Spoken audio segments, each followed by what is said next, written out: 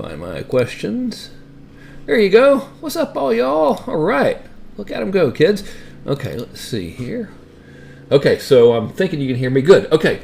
So Tony can't see yet, but you should be able to now. Yeah, I pressed the show screen button. Can y'all see everything? You're good, Tony.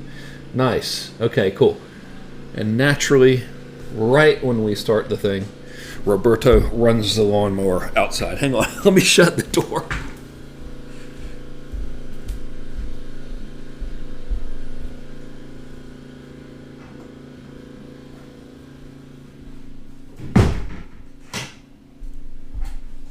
Telling you guys, I think he lays in wait, just waiting for Thursday to come along to run this damn thing. Okay, cool. All right, y'all. Thank you, Gabriel. Yeah, the parent-teacher meeting did go well. It was for my 10-year-old, and she's doing great. She's right on time. Sweet little bug. Okay, let's see here. So, my recording, yes. All right, we're all good. So, I'm going to address these questions here, and then I'll open up questions for you guys. So, Christian, I think this one's old because I remember answering this a couple times last week, which is cool. Let's see. My man Reggie Cochran say, if I'm running me one of them 4 to 6 week interactive modulated courses, out of the following, if any, would you best recommend as a next step offer at the end? This is like an SAT question here, you know. Which of the following doesn't belong? Okay, so homie's running a 6-week class. What's going to happen at the end? I would go with number 2, higher priced mastermind. That would probably work well if you're culminating your modulated class, interactive modulated class, with an event. So one of the things that you can do to up the value of a modulated class is to give all of your attendees a live event as a bonus, and that is a perfect place to sell a mastermind. If you're not going to do the live event, it might be a little bit harder. I mean, I'm sure you probably sell some, but if you're doing a live event, you can sell a lot. Another one would be this. But all of these will make you more than nothing. So, you know, there you go. Okay, question number 2 is, if you were asked to create an interactive modulated course for insurance agents or financial planners, what would the general outline of problems to solve be? Hang on, I gotta shut another door. Now he's by the other door with the damn mower. And I gotta shut a window. Hang on.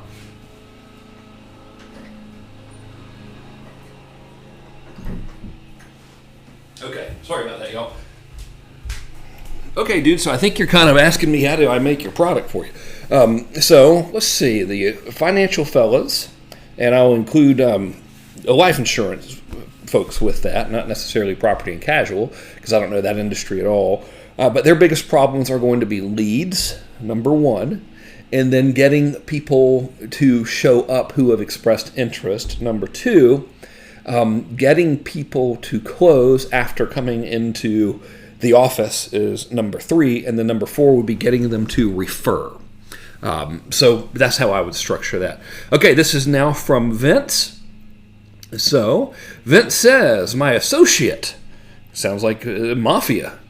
I mean, are you your associate in a black suit and driving a black Cadillac and with a thick Brooklyn accent? He says, my associate just bought a child safety company that's been in business for 20 years. Previous owner successfully done enrolled 1 million kids into an exclusive child safety program that taught parents how to avoid child abductors.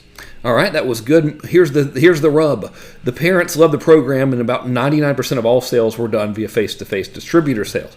All right, so I've already read this, so I'm going to kind of summarize it for you. Vince, are you here, by the way? Good old Vince, are you here, old buddy?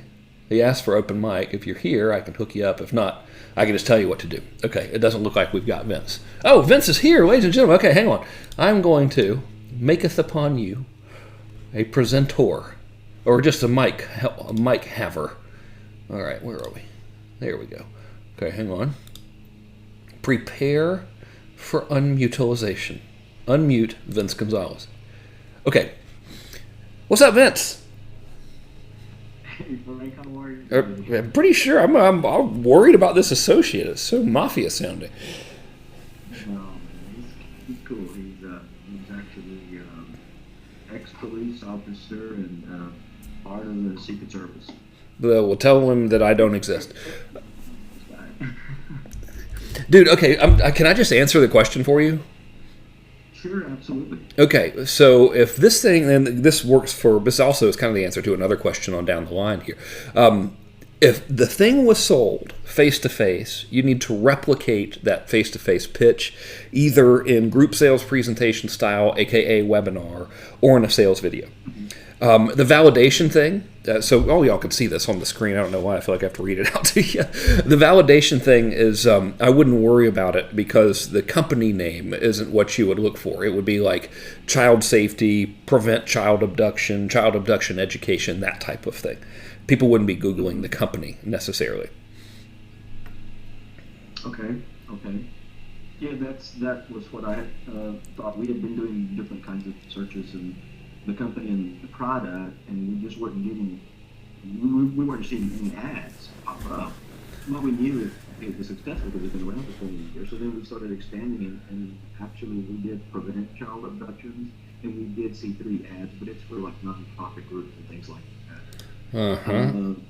So we think we got. There we go. Cool. So for all of you guys listening to the edited recording, sorry about that. Okay, so you want me to draw the funnel for you? I can, but dude, it's literally opt in to get free report, and then the thank you page is bonus webinar, which is free, and then you pitch on the webinar. Conversely, you can also drive traffic straight to a webinar registration. And here's the reason why.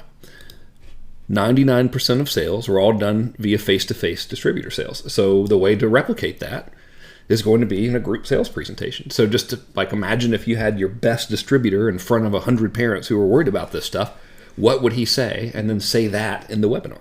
And just use PowerPoints. Would you recommend using Facebook ads? Would that be a good way to get leads? Yeah, it would. Mm-hmm. Likely so. I mean, because especially, you can target new parents, parents of toddlers, parents of whatever it is, preschool. That's what I'm looking for. So you can target parents by child age on Facebook. So I would just drive them to a webinar, Okay. So Facebook, driving to opt-in page, driving to webinar, and then of course we can just continue to evergreen that. So that would work. Last question. I'm going to get a lot of students on here eager to axe, as you say. That's the proper pronunciation. I'm from Macon, Georgia, so that's how we say it down there. I'm trying to educate the rest of y'all. Oh, brother, you crack me up. You're my internet marketing hero. But in terms of the actual tools, I know you're a fan of Webinar Jam, and so we have that. We also purchased the Ever Webinar, I believe it's called. Mm-hmm. Is there any other tool that you would recommend that we use for this entire process? Yeah, well, I mean, other than just your basic email management system like Infusionsoft or Aweber or Entreport or whatever, one of those things, because they're not all going to show up on the webinar, and all the ones who show up aren't going to buy. That's just normal, So therefore, you're going to want to send them something after the webinar happens to generate more sales. So you'll need some sort of an email system there. Okay, perfect. Frank, I appreciate it. Thank you very much. I love your program. I really do. Thank you. Awesome. All right, y'all. Let's see here. I'm going to mute Vince Gonzalez, retake over here. All right, this is from Leanne. She says, I'm going to use webinars for the sale of my modulated course. Will this be enough to get clients to take action? Or should I be considering other methods like post-video series, etc.? Yes. I mean, so I don't even consider a webinar to be complete unless you've got something that's going to happen after the webinar ends. So if y'all are kind of scratching your head saying, what the hell is he talking about? Listen to or watch that whole webinar training that I've included in this class. A tremendous amount of money is available from attendees who don't buy. So I would love to see you put that in there. I mean, do you have to? No, you'll just make more money if you do. Okay, so in question number 2, she says, Frank talks about getting clients to opt into the next product. How does he manage his email list? Does he just send the product information, sales, webinar, etc., and creates a new list, or does he email market each list to try to convert them? I pretty much just like hit everybody. You'll see it's really, really hard to explain, and it's not something that can be answered in a quick question. But when you get into advanced automation, which is freaking awesome, by the way, if I do say so myself, it's a product of very hard work. When you get into that, you'll see how I do it. But essentially, when you use Infusionsoft, and you can also do this with Ontraport, I think ActiveCampaign, and you can do it with Aweber using a plugin called Aweber Pro Tools, you can keep people out of being in multiple campaigns. So if someone, for example, is in my launch campaign that I'm doing now for this class, they can be suppressed from receiving like an invitation to an automated webinar or something like that. And that's all done automatically. So that's how I do it. And it's hard to tell you. I'd have to like literally show you, and it would take kind of a while, which is why I built that entire extra training for you, which is awesome. Okay, so thirdly, Leanne says, what are your thoughts on creating a funnel, i.e. lead generator, then a liquidator, then modulated course, then coaching? I think it works great. Now, if you've already got a modulated course, start selling the modulated course now. Please don't wait until the liquidator and all the other stuff is created. Just start selling stuff and then sell more stuff as the more stuff is created, please. All righty. Susan, I see you over there, by the way. These are just folks who I missed last week who had written in. Okay, let's see. Officer Brian Muldoon from Public Morals. Have any of y'all watched Public Morals? It's such a great show. I hope they have another season. It's awesome. So Officer Muldoon says, I have built a pretty successful offline coaching business that offers sales training and personal/business development. I have a handful of clients who are currently paying me to show them how to build. Watch this. Just realized I could do that. Who are currently paying me to show them how to build a successful coaching business, and I'm also getting a lot of traction from people who I'm coaching to get more sales conversions. In both cases, it's been working out really well, mainly because I show them how to sell using psychology that encourages engagement and trust that gets results. It's all sounding real good so far. I want to make both available online via opt-ins for free webinars, free tutorials, etc., which will allow me to demonstrate a lot of value up front. Is this a mistake that could confuse a person, or is it okay to do both as long as what we're doing is valuable, convincing, and authentic? Yeah, it's totally fine to do both. Just don't try to do both to the same person. So I would have two different opt-in forms and therefore two different ads. So, opt-in form number 1 would be free webinar, teaches personal development stuff. Opt-in form number 2 would be free webinar, teaches sales conversion stuff, and they would each have their own separate ad. Just like there were separate products. You're not going to run an ad to two different products simultaneously. You'll have ad A leading to product A, ad B leading to product B. I think you're totally fine that way. You're gold, Jerry, gold. Okay, Robin Colucci, awesome last name, says, I'm wondering about the new Kajerber, that's the proper pronunciation. Done checked out the site, it looks very powerful. Already own Optimized Press and Infusionsoft and use both to build my consulting practice, but I'm brand new to the VSL and delivering modulated courses through automation. My question, should I go ahead and set all this up on Kajabi now so I don't have to rebuild it all in Kajabi later, or do you think I should stick with using YouTube and Optimized Press? It's really a matter of personal preference, right? So you don't actually have to get all fancy when you're delivering modulated courses. You could literally, and Natalia does this, my wife, you could just put your content on a totally ungated page, meaning pages that are not password protected, and then just send your buyers to them via email autoresponder. So if they buy week number 1, they get an email that says, hey, here's week number 1's content, and it just goes to a site and it'd be like, robincoluccisite.com/week1, and that would be it. And there's no login necessary. And then week number 2, they could get an email that says, hey, here's week 2's content's ready. Go to yoursite.com/week2. In many markets, that totally is fine. I password protect my stuff just because I don't want to encourage piracy. I don't really try to fight it. I mean, it's rampant, but that's the only reason I password protect my stuff. My wife is a great example of that. So her exercise and workout and health stuff has zero password protection at all. It's just a regular old page, and here you go. And, she has no issues with people stealing it. And if they are stealing it, they wouldn't be buying from her anyway.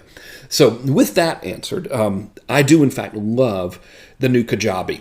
Another question from Robin here is, would I still use Optimized Press to create the opt-in pages, or should I do it all through Kajabi? It's a matter of personal preference. I like Optimized Press because, well, A, it's a one-time fee, so you save yourself $1 or $2 there. And 2, you can really customize it. And Kajabi's landing pages aren't as customizable yet.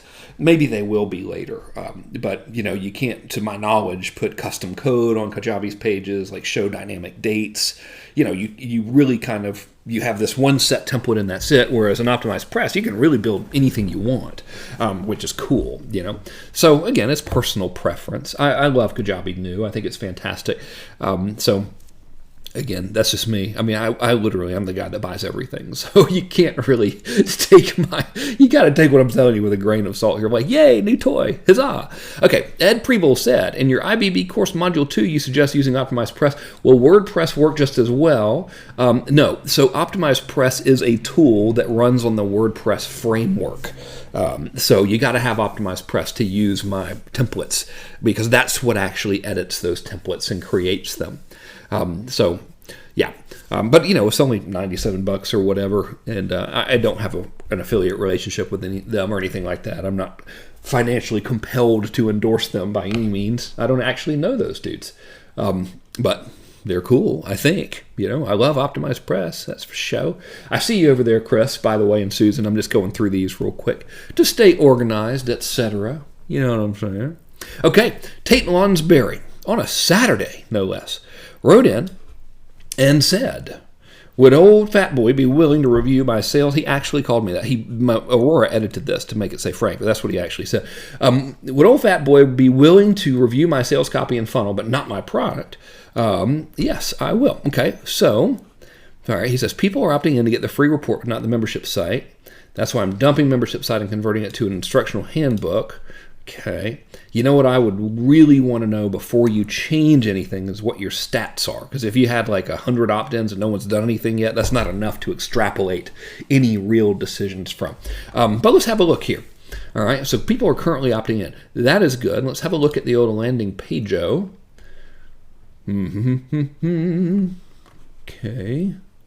Look at this. Non-lawyers for success in court. My gosh. Okay. All right. So this is, man, I think this could be made a little bit better. I would just, even from the copy perspective, I'm not even going to address the copy right now.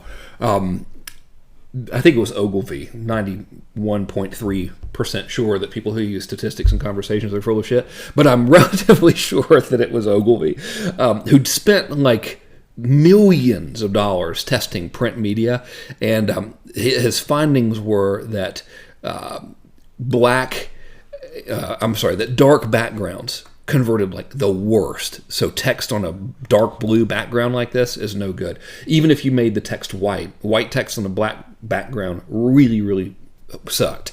So if I were to change this, the first thing I would change is I would just make this copy right here be black text in a white background. I would take this thing, I would move it up here, and that's probably about it that I would do for now, and then I would run that split test and see which one was winning. I would maybe even test something like free report, how to win in court without a lawyer or something. Now, of course, you're an attorney, so you know whether or not you can say that. So we'll kind of run everything I'm telling you to do through the filter of, is this going to get me in trouble? Okay, so now let's have a look at the sales page. Alrighty. Well, this is looking better right here. Okay. You know what, man? Let's see. Okay, that's all right. I wonder if this is just me, or if this font size is small. So I would probably, the first thing I would do is I would make this thing about 30% bigger. All right, so let's see here. This is, I would change this. Warning, do not even think about representing yourself in court until you read every word of this urgent letter from the desk of Attorney Tate R. Lounsbury. And then I would move this kind of up over here. I'd format that a little bit differently. Dear friend, if you're considering representing yourself in court, stop immediately. And I would have the words stop immediately as a subheadline. This letter is urgent to your success or failure. Actually, just urgent to your success. All right, and then I would get rid of this. I would say, if you're reading this, here's the bottom line, and this would be another subhead. You need to win. All right, so that's kind of how I would start formatting this. At the very least, I would make this a little bit bigger. We need some more subheads in here. So the naked eye. So I had already said we've got two subheads here. There was the stop, then there was the need to win. We're going to need a subhead roughly every, this much space here. So I'd have one here, I'd have one here. Reason why is you want to break up the page. So my brain says, don't read this. It's a pain in the ass. It's a lot of text. You're lazy. You don't want to read anything. People don't want a comprehensive online guide. They want to win. So we just need to reframe that. I'm here to offer you those tools so you can win in court without a lawyer, something like that. Okay. 39 every 3 months.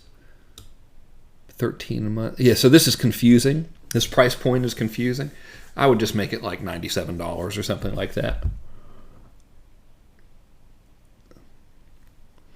Okay, so I would test that stuff first. I think you got a formatting and just a small copy problem. But, dude, I really want to know how many people have seen this sumbitch. Okay, now let's see, and that's a technical term. All right, so this is from a man, Paul. He says, where do we find the bonus section to get the books, etc.? Well, I dang know they're in there, but you know what, dude? Let's see here. Hang on. Watch this. Well, that didn't work. Hang on. I'm trying to be cool. I'm trying to actually send these to you now. Oh, here it is. So here's the consultant book. Bing. Okay, and just while I'm here, I'm on my other monitor. I thought I was on my other monitor. Where the hell is my search window? There we go. Hang on, y'all. Just want to send this to you so you don't have to go looking for it. Shoot, where's that thing? Huh. Okay, well, I sent the consulting book over there, but I don't know where the convert book is on my desktop here without taking forever to have y'all wait for me to try to find it. But it's in there. Just look, there should be a bonus section in there. It's got the good training from old Chris Luck. It's got the convert book. It's got the consulting book in there. So if you can't find them, I did just send you one of them via text.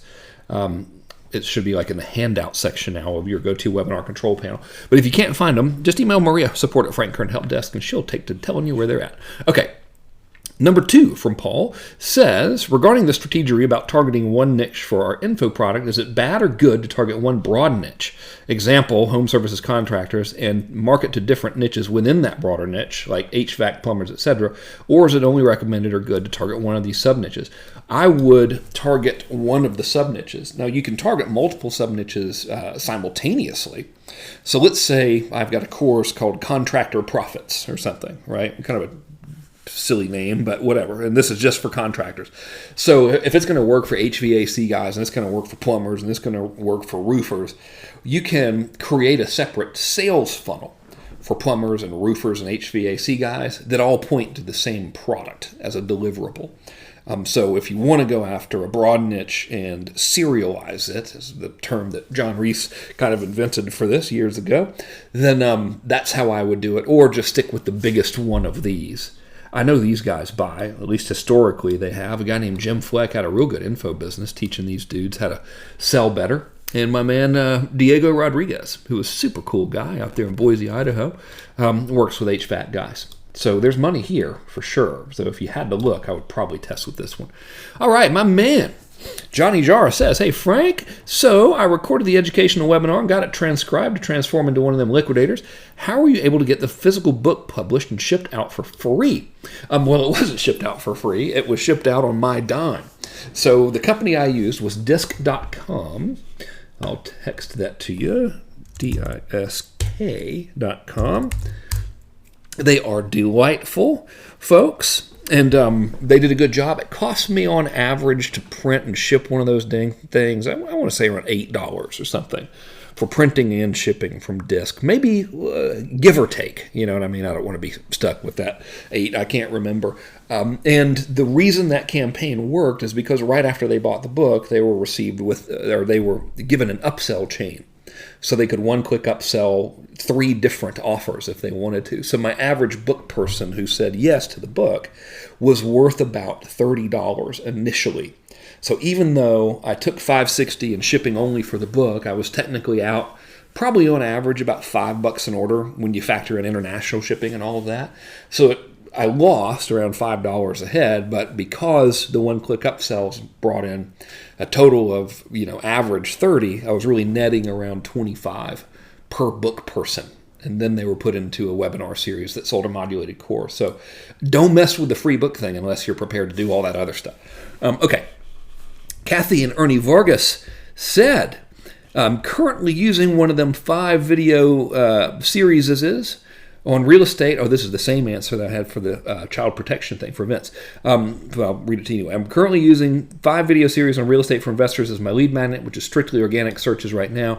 After going through the modules, I feel they have too much content. Maybe I'm overwhelming them. Okay, so if this is the thing you're selling them, I think you're okay. Breaking your videos down to 10 minutes for each one is okay. That's fine. I don't know if I would change them unless your customers are saying they are overwhelmed. So if that is the deliverable, that's fine. If you're using these in a sales sequence, you're probably not necessarily overwhelming them, but you might not be asking for the order soon enough. So if they have to watch all 5 videos before they can buy something, I don't like that. I think you should restrict it to 3. Okay. So now the question here again is, should I follow the webinar sequence and include stories with each video to tie in the information, or be more like the VSL template, just pure content or maybe a PDF? Kathy, are y'all here? I want to get some clarifying questions here because I don't actually know what's going on. Oh, Ernie's here. Okay, cool. Ernie, I'm gonna pull you up here, Slim. Is it cool to unmute you, Ernie? Cool. All righty. Ladies and gentlemen, we are about to have joining us live. Hang on. I was a premature introducer. All right, here we go. Now, joining us live, Mr. Ernie Vargas. Oh, shoot, it's gray mic. Hey, Ernie. Oh, there you go. Now you're green mic. You're on. Wait a minute. That doesn't sound like an Ernie to me. So I've got my wife Kathy here with me as well. All right. Okay, guys, so what does all of this mean? Are you asking me in question number 1 about the deliverable, or is this the sales videos? It's the sales video. It's a lead magnet, so they opt in to get a 5-day video series. The product that we've been selling right now is the $14.97, physical product that we send them, which is also available online.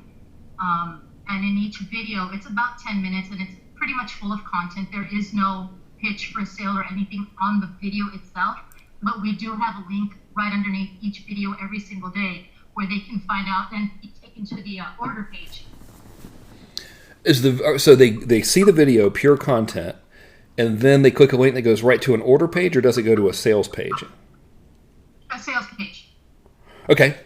I like the sales page better. All right. And so basically what you're doing is kind of multiple.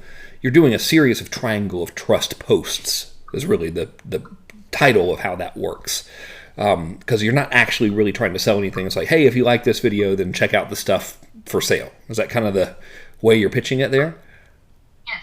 Okay. Those work okay, but I usually like to have that approach reserved for big ticket interactive stuff where your call to action is to apply for a consult, or to have those as a goodwill buffer between 2 other types of campaigns.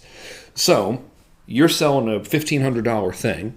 You've done real well in live group pitches, which means to me that in all likelihood, if you took the same stuff you were saying in the live pitches and made it into a webinar, you'd sell pretty good. Which now leads into your other question, which is how do you keep your energy up? You just keep your energy up. Might I suggest amphetamines if need be.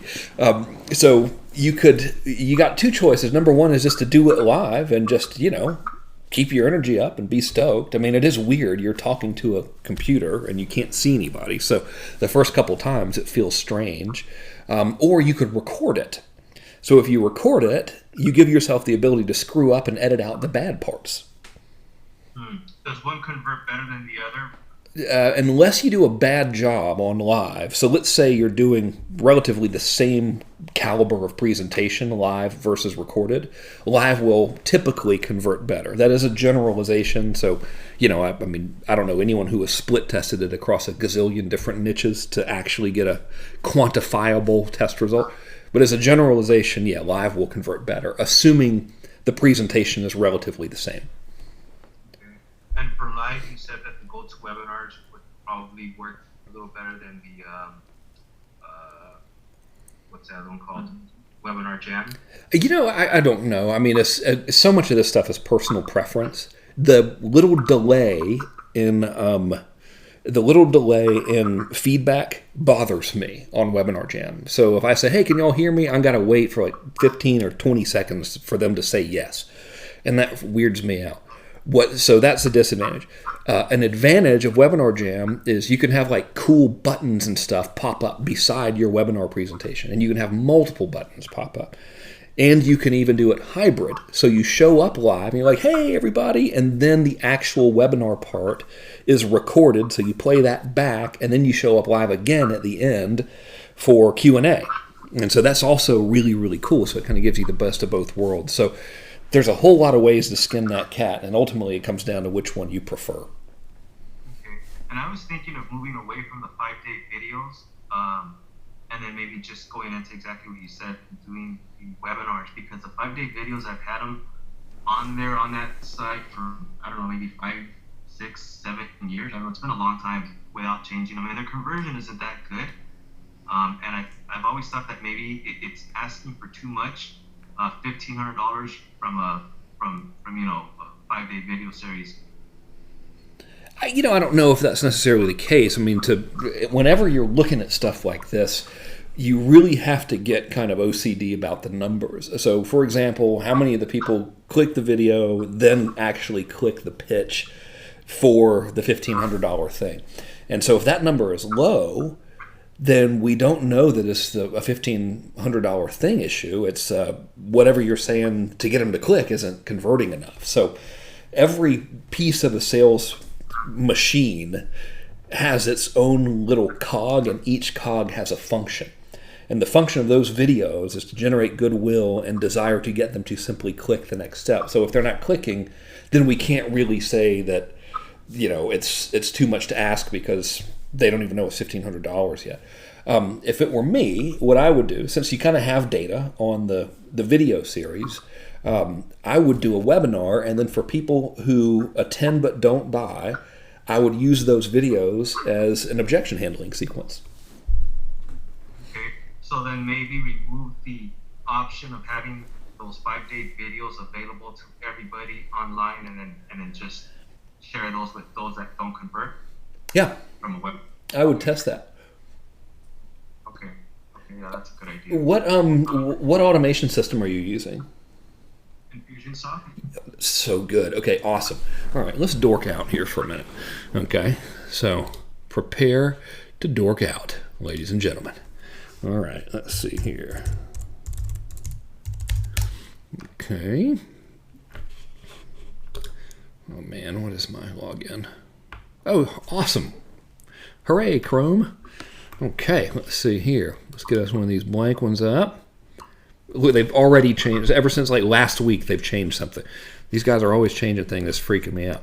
All right, so right now, you've got people opting in. Do you know your conversion for the video sequence opt-in page? No, I haven't been tracking that. Where are you getting traffic from? Mostly organic, and then whenever I go out and speak at a real estate club, I'll get some from there. Okay, so we don't have a lot of data. That's fine. So I want to do the Facebook ads, and so that's the big goal here is to take this information that I'm learning from you create a good webinar, and then start advertising on Facebook. Okay, check this out.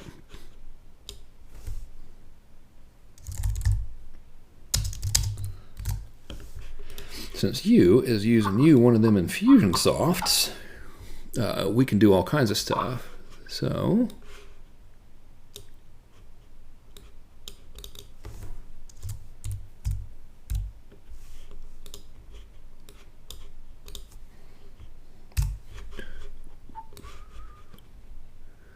forgot a decision diamond here.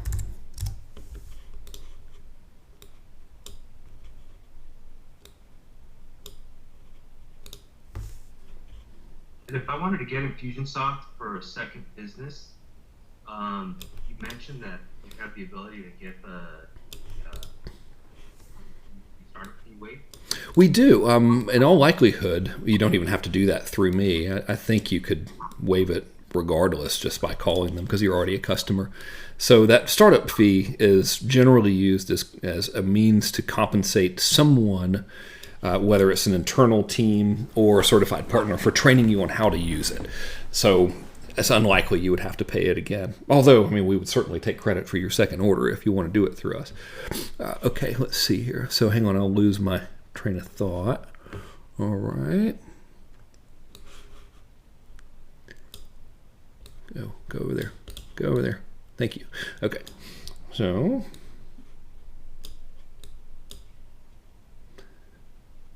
damn it. There we go.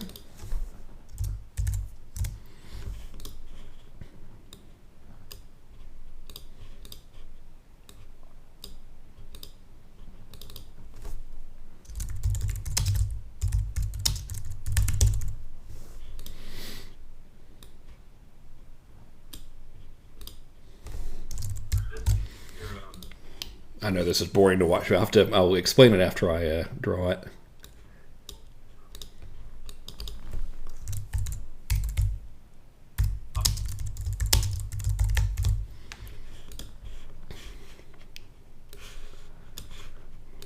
Okay, here, just a moment to, almost done. We're about to have you a complete system.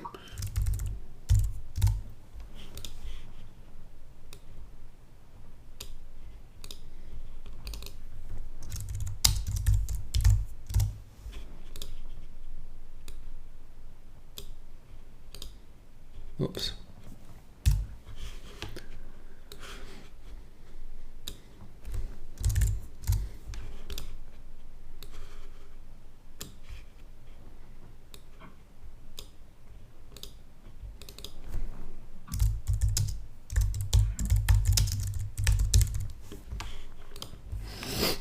Okay.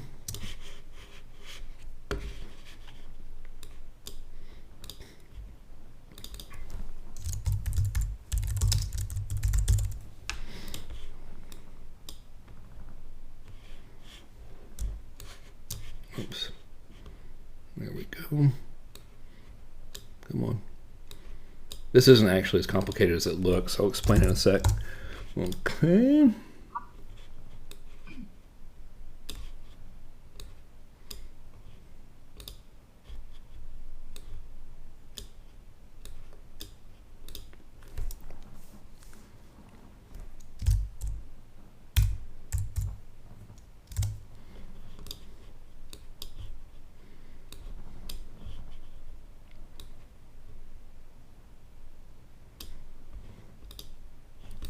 Damn it.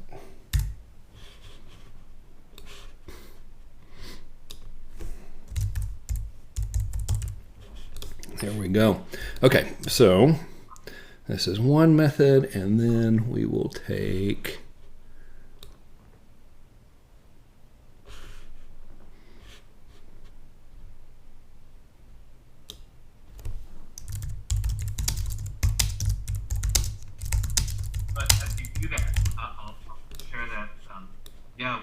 with the live speaking, I've always done really good.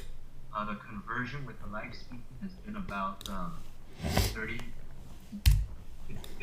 Yeah, so it'll vary anywhere between 15 on the low to 30 on the high.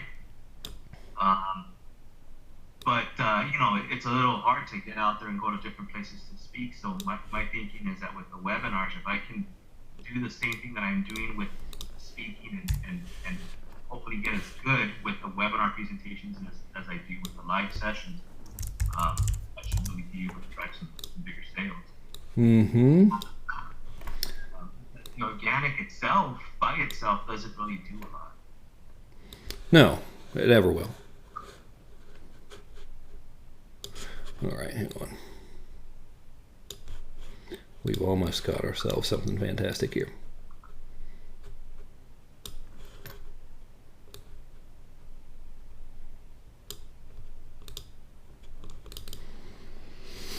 Okay.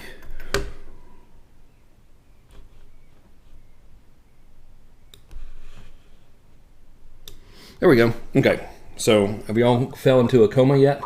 All right, so here we go. So your current system is they opt in for videos and you don't know what's happening. So one thing you could do now, because you've got Infusionsoft, is the first thing you want to do, instead of like just putting them in a sequence where they get all the videos, put them in a multi-day click sequence that's designed just to get them to click video number 1. So if they don't click video number 1, they don't get the other videos. They have to click video number 1. Otherwise, they're not engaged, and there's no point in sending them the other videos. So you can set it up now. So if they buy the thing after clicking video number 1, we don't mess with them anymore. If they don't buy it, we send them video number 2 through 4 here. Sorry. 2 through 5, actually, isn't it? Send them 2 through 5. They have the opportunity to buy as a result of clicking the link below those videos. So if they do, we don't mess with them. If they don't, now they're put in a webinar invite sequence that's driving them from your list to a registration page. If they register, now they're in an automated webinar campaign. If they don't, we're kind of out of assets for now.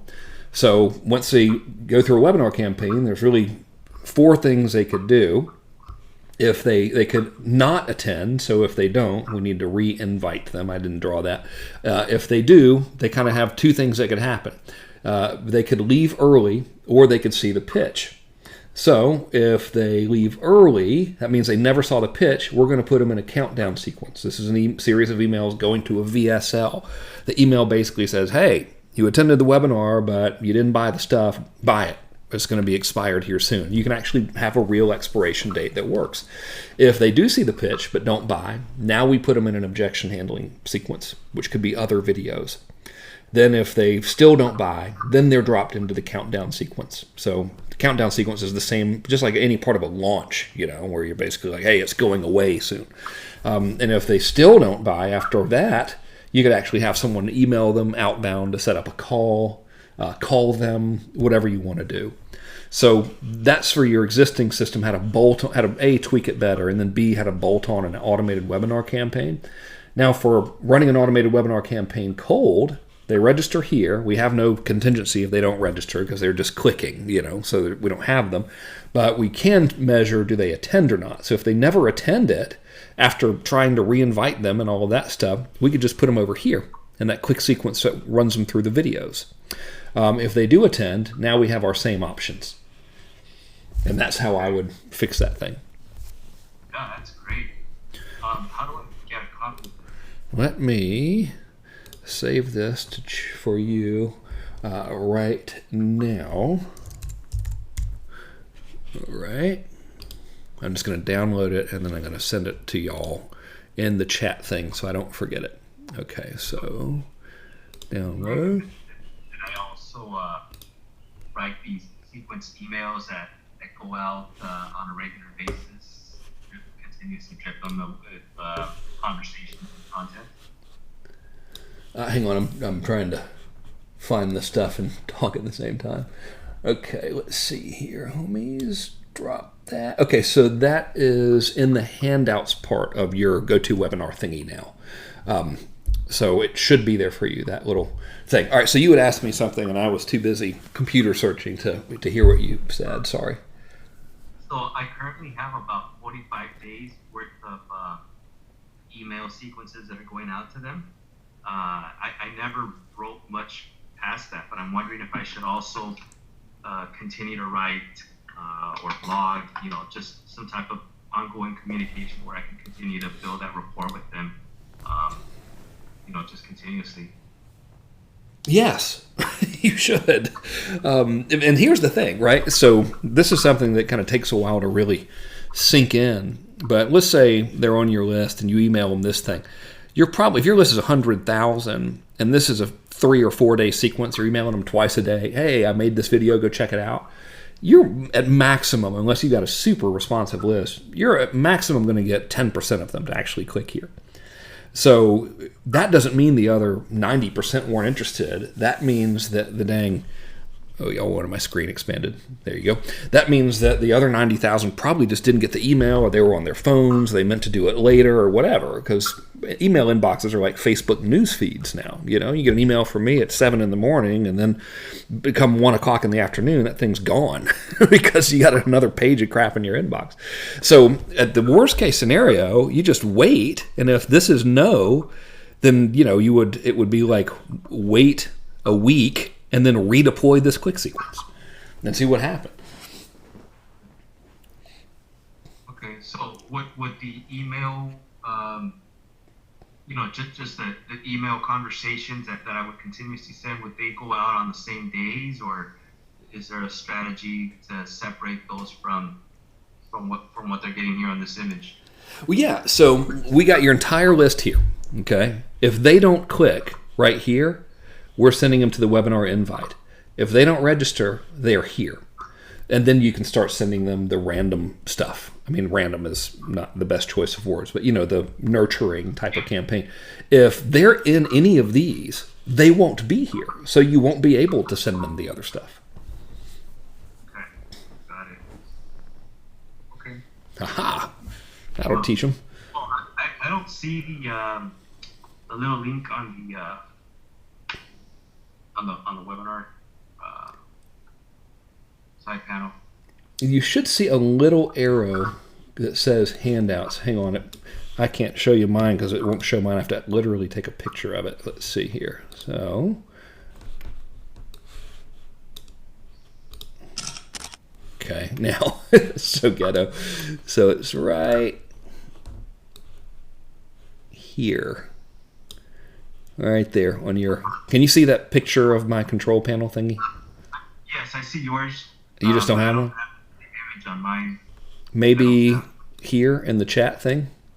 No, that's empty. I see the disc.com. There's http://disc.com. But you don't have a handout thing. Does anyone else see a handout thing? All right, so Gabriel's saying above it. It's above the questions panel for you.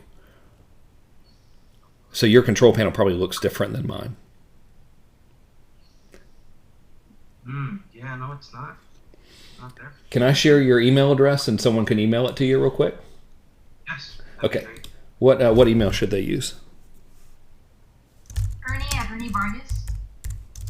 So ERNIE at ERNIEVARGAS.com. Okay, this is recorded, so you know. So there's a high probability that someone is going to hear you say your email address one day. And you might get an email from a stranger. Yeah. So, well, I just don't want to forget. There we go. Okay, cool. All right, man. That'll teach them. Okay, so I'm going to... Spell Ernie correctly. You got the first part right, ERNIE, but the second part... Oh, ENRIE, sorry.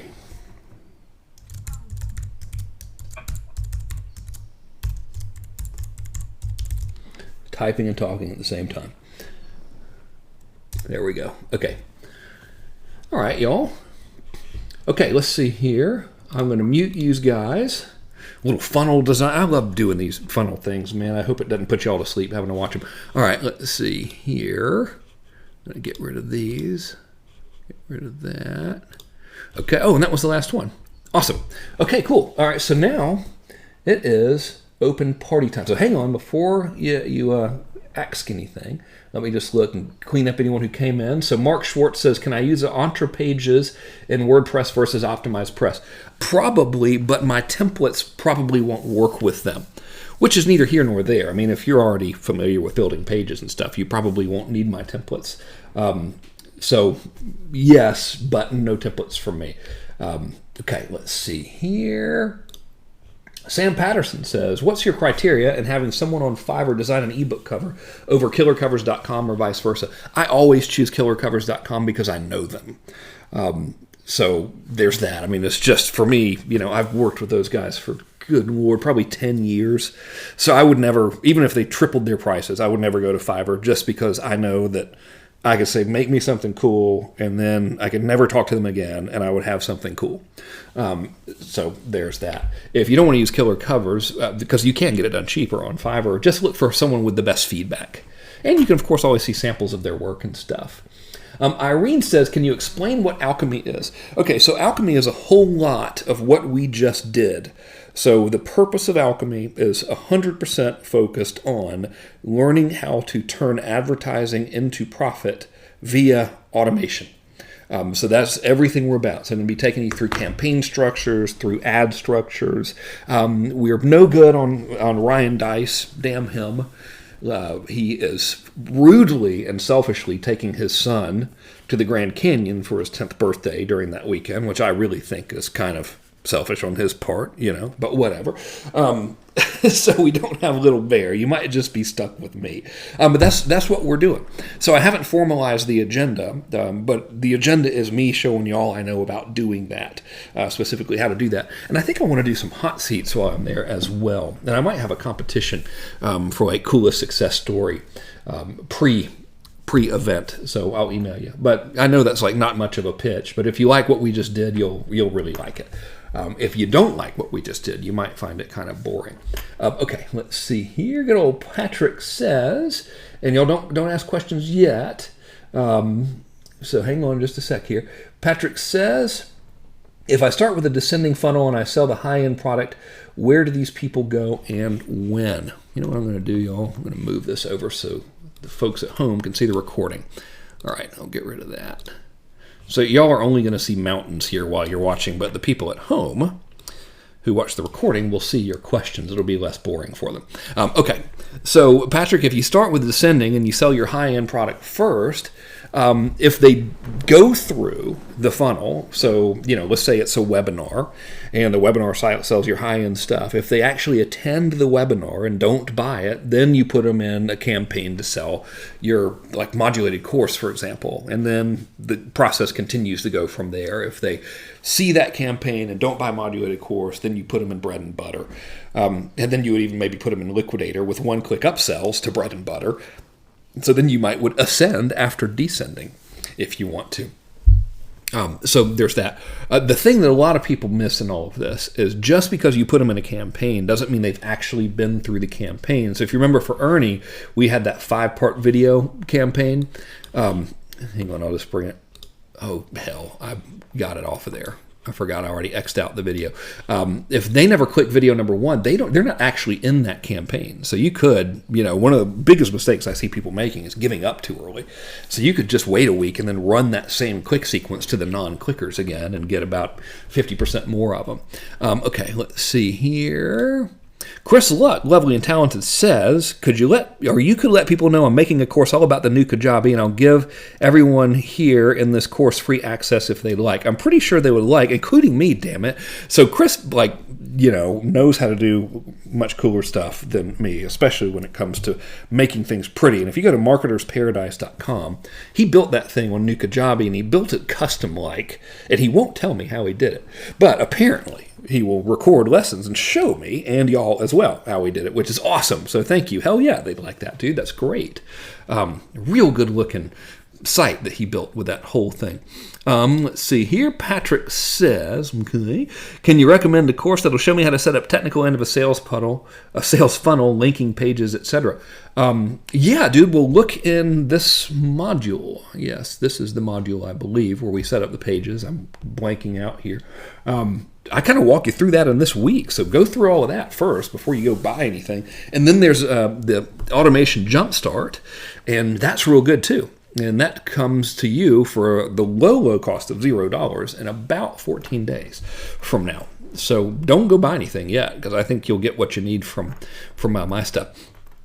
Okay, Shell Rose says, I can't seem to access the material anymore. What site are they on now? May I please have another login? Well, yes, of course you can. But that we didn't change anything, so I wonder if I broke something. Let's see. Let me just type this to y'all.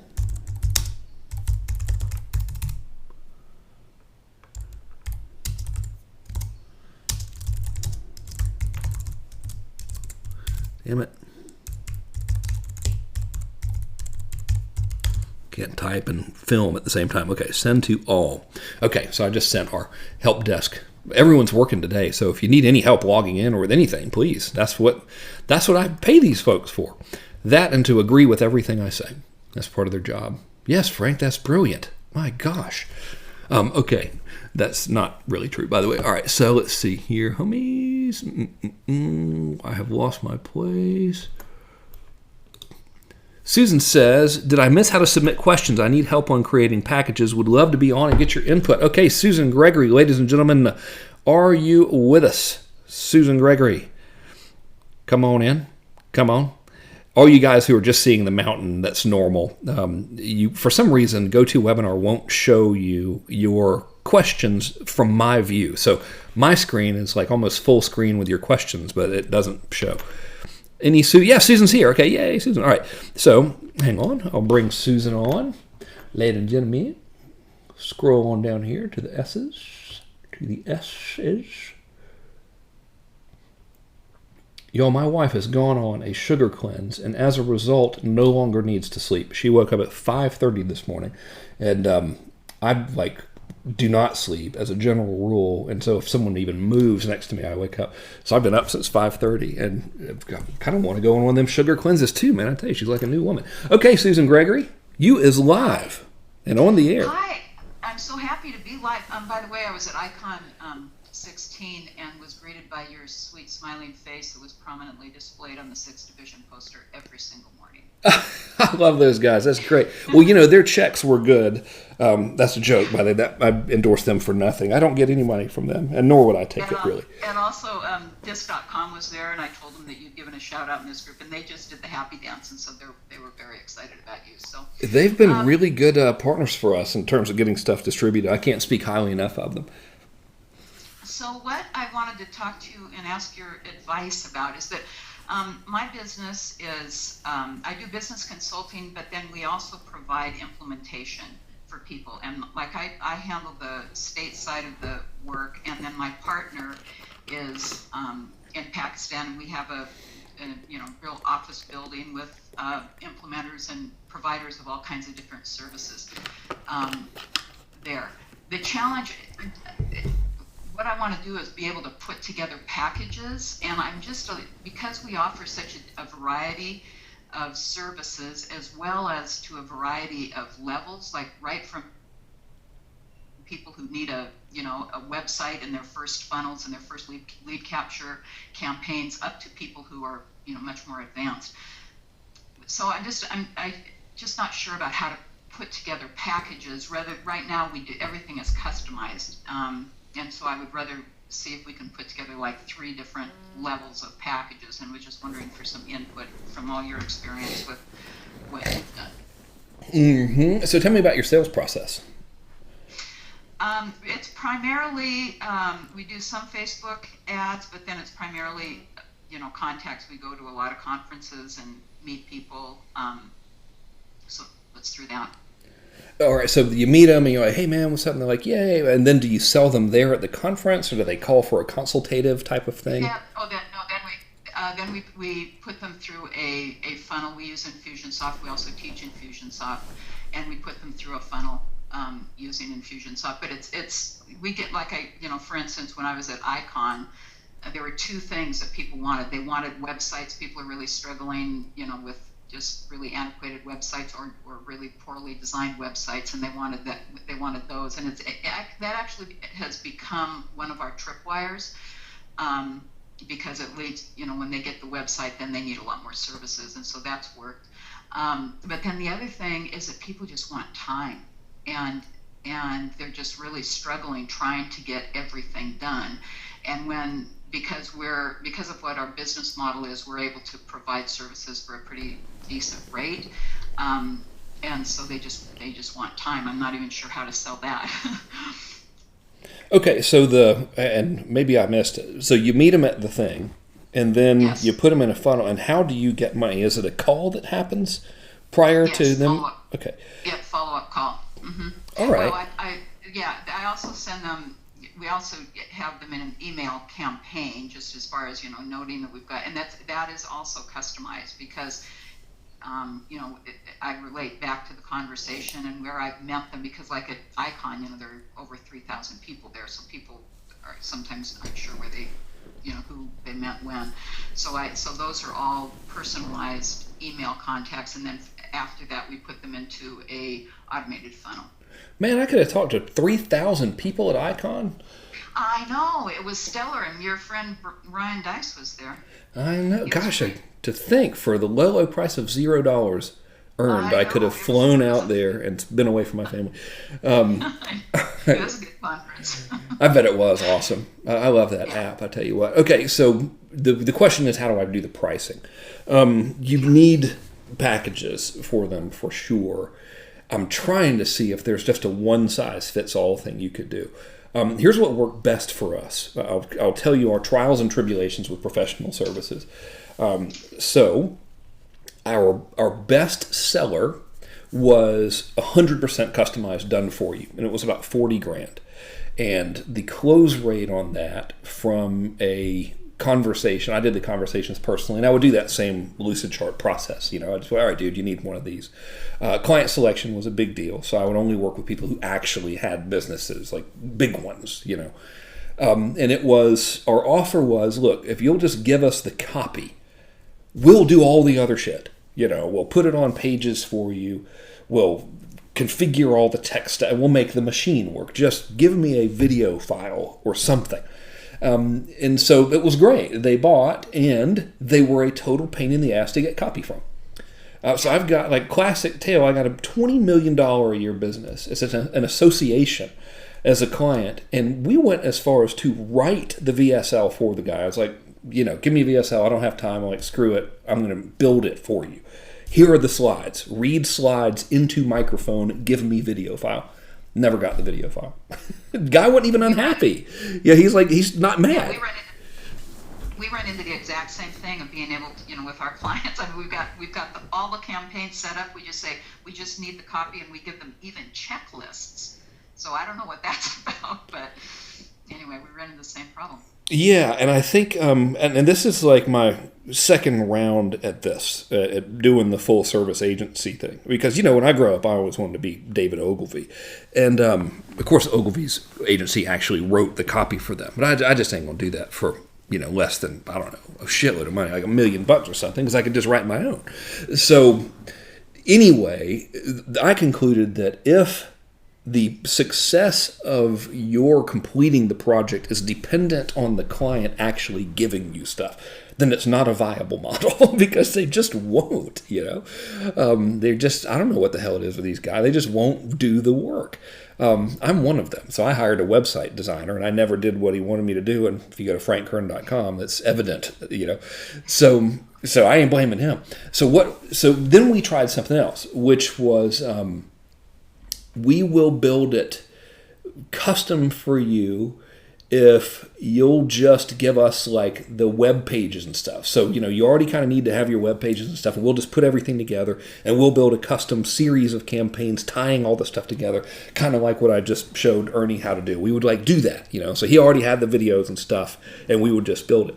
And that was, 17 grand or something. It sold okay, same problem. Just constant chasing them. So the thing that ultimately won was something called an implementation boot camp. So for about 15 grand, we would give them the campaigns transplanted into an Infusionsoft application. So automated launch, automated webinar, all that stuff was just put into Infusionsoft for them. Then we would have them come to an event, and it was usually limited to about 20 people per event, where we would teach them how to use all the stuff there. And then we would support them once a week, every week. We're still doing it, actually. We kind of like it. It's nice. And we would do that. And that worked. That had the highest take rate and the highest level of satisfaction. So I think, out of Lord only knows how many of those damn things we sold. But maybe like 2 people said, hey, it wasn't for me or whatever, which was awesome. And, what did you charge for that? It was 3 payments of $48.60, price rectally extracted. And if they wanted to pay at once, it was $12,000, price rectally extracted. Okay, and what about, so we've thought about doing that like on a virtual boot camp, where we have like a 3-day virtual it wouldn't be that kind of a price point. And then we're also doing we're calling it our pop-up boot camp, which is between your event in Los Angeles and between Suzanne Evans' Be the Change event. Love me some Suzanne Evans. You tell her I said hey. Yeah, I know. Yeah. I've been working with her for a long time. And we're sponsoring at that event. But anyway, so we're going to do a pop-up boot camp, and it would be a 3-day event. But that's as far as a business model, that's what you found most helpful. It works really well. Really and you can actually see the funnel. Don't give me $100 because we're full and I don't feel like messing with it. Because I did 10 events last year for that and burned out. I was like, man, I'm tired of doing this for a while. I think I might do 1 or 2 this year, But if you just go to frankkern.com and opt in for the Future of the Internet thing, it's like right there on the homepage, you'll be put in the funnel. So our sales method was watch this long-ass video, apply to talk to us. Someone will get you on the horn and do what I just did for Ernie. And then if you want our stuff, you can have it. And if you don't, no problem. And it worked pretty good. Okay. That's great. Excellent. And as far as, so we try to, our lead support as far as automation services is through Infusionsoft, but we've also got a lot of people that are new. And so, how about, did you work with people that weren't Infusionsoft users, or did you kind of target it to that group? I would not take anyone who was new unless they were very, very well funded, and they were always warned, hey, this is going to be horrible. Yeah, okay. Because it's, they ain't going to do anything. So a lot of the new folks, I just would be like, don't buy this yet. Let's try it on your own, and let's make what's working better instead of let's try to move the boulder from standstill. Now you've got me really excited. What kind of lead magnet did you use for that last implementation bootcamp? It was always the thing you see on frankkern.com. It was the Future of the Internet thing. Oh, okay. Yeah, it's like a 55-minute video. So like opt in and then don't click the video at first. Wait, so watch the follow-up and then don't finish the video and watch what happens, and then don't give us $100 and watch what happens. Don't give you any money. Okay. Yeah. And for Kathy and Ernie, this is just my last question.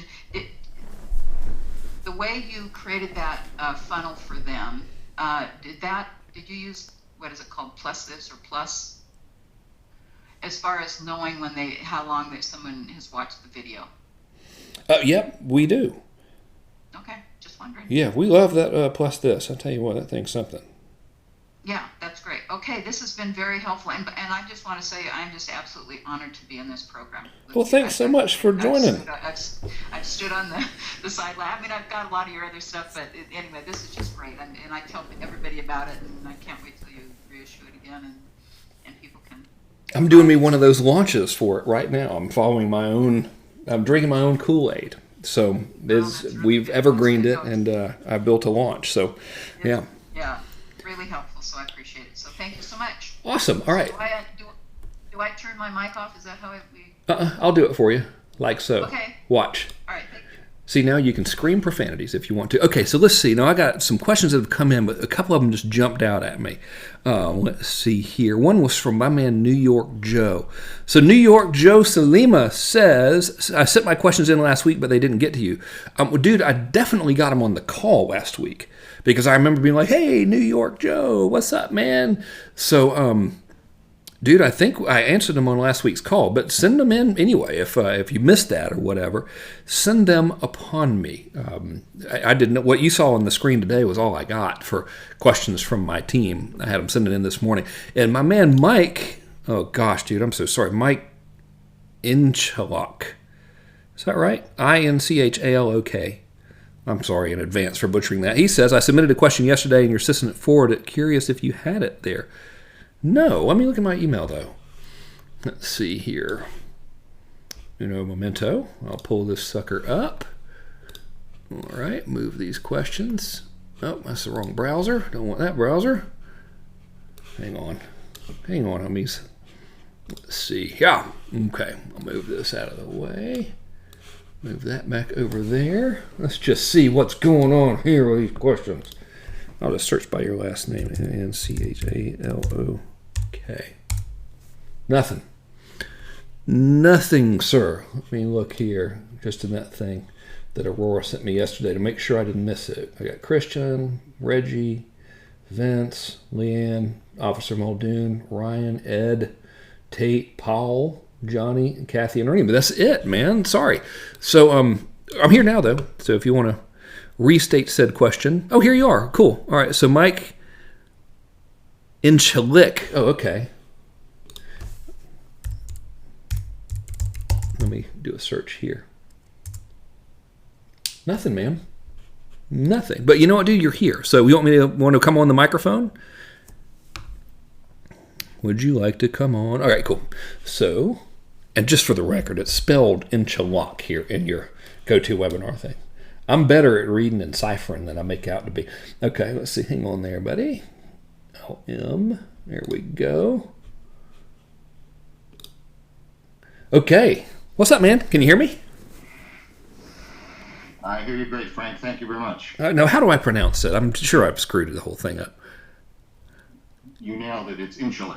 Oh, yeah. So in the GoToWebinar thing, it's spelled with an O. But that still wouldn't really do much for me. I'd still screw it up. Well, thank you. So this is really a Module 2 question.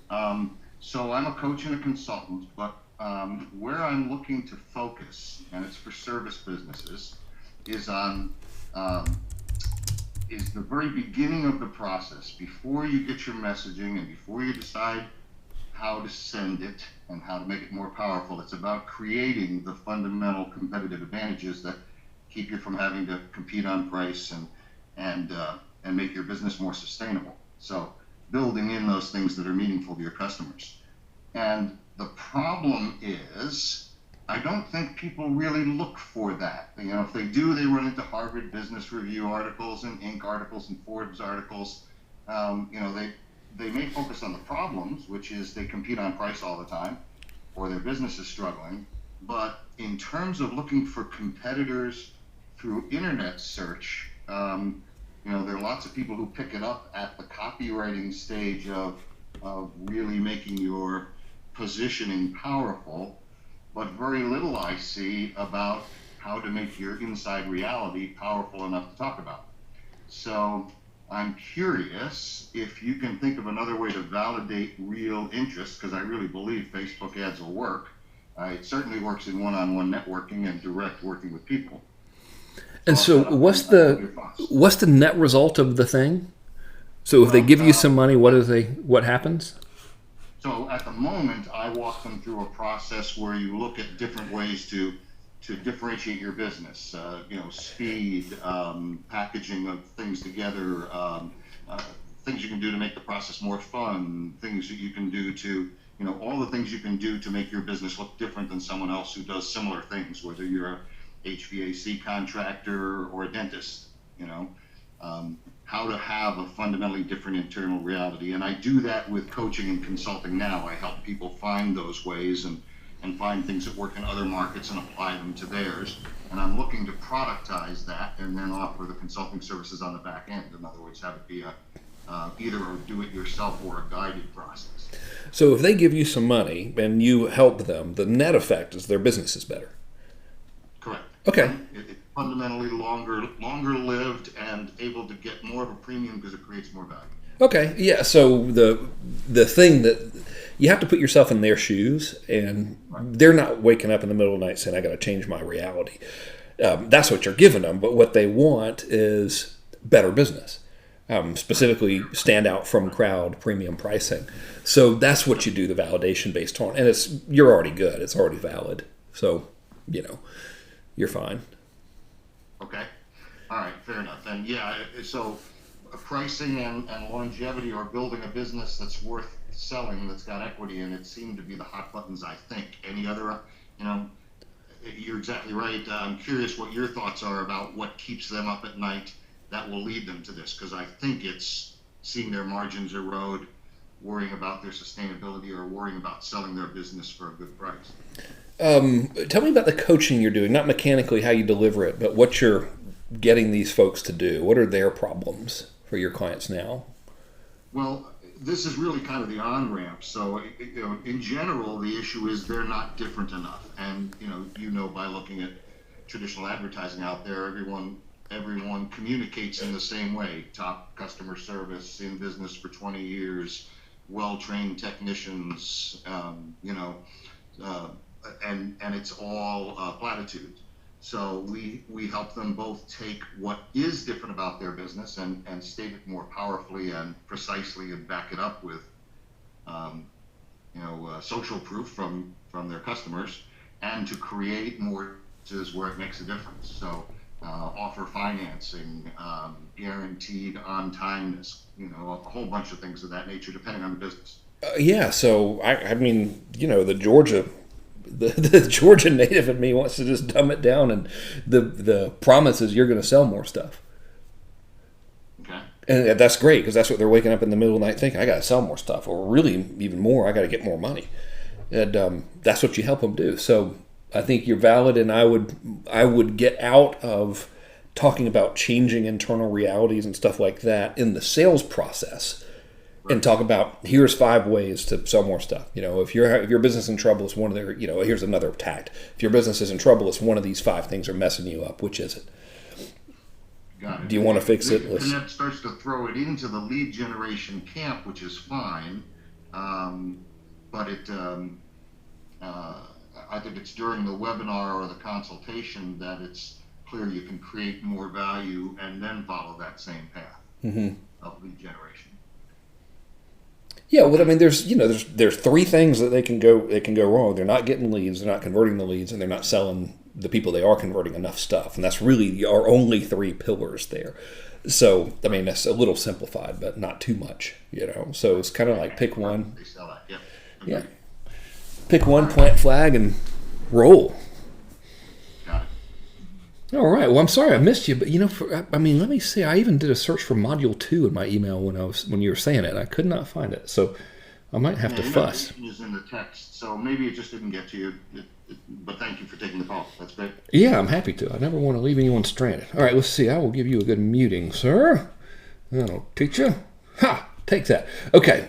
So, I don't know why I get such bizarre pleasure in doing that. All right, let's see here. I know y'all just see a boring Google thing on the screen.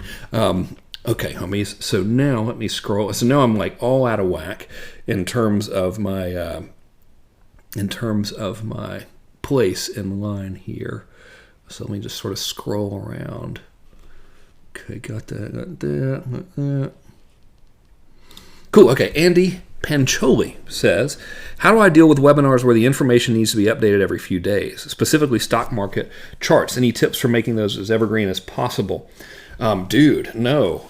So, well, actually, yeah, hang on. So if your presentation, if you can do it to the point where you've got a presentation canned, and then you can, oh, actually, I'm totally wrong here. You can hybrid the hell out of that thing.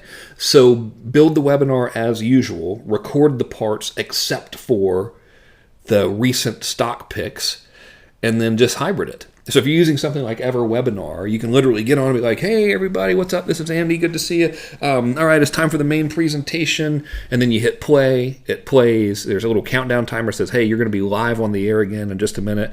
And then so let's say the next part is where you need to be live, giving them the up-to-the-date stuff. It'll actually turn off the recorded part, put it back on your screen. You're back live on the mic, and you say, okay, great. So now let's look at some recent trades. You do recent trade stuff, and then you load up the closing video and press play on that sucker, and it'll play the recording of that. So you're still doing manual labor, but it is minimized. So really your only live stuff is going to be the reading of the new stock things, TM, and answering questions at the end, which is where you're going to get most of your sales again. Ladies and gentlemen, Al Lipper is here. My man, what's happening, man? Good to see you, mon frere. Wonder if I'll see you in Beverly Hills here shortly at the War Rooms. Okay, let's see here. And that was an older comment, really, from old Al. I've got myself lost here. Okay.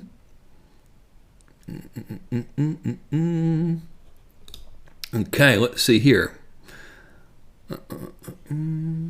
Oh, Ernie had another question. He said, last question didn't get answered. Currently, my product is a physical product with members' access of the same info for $14.97. Revamping the program to add videos of each chapter of the book and have it online with no more physical product. Does it make sense to have a main course that goes into the basics with upsell bread and butter modulated courses for advanced strategies and real estate and stuff? Or would it be better to reserve the advanced stuff for your one-on-one folks? Man, I would do both. You know, I would definitely put the advanced stuff available for sale, but I wouldn't stop doing your masterminds either. They're just two different buyers.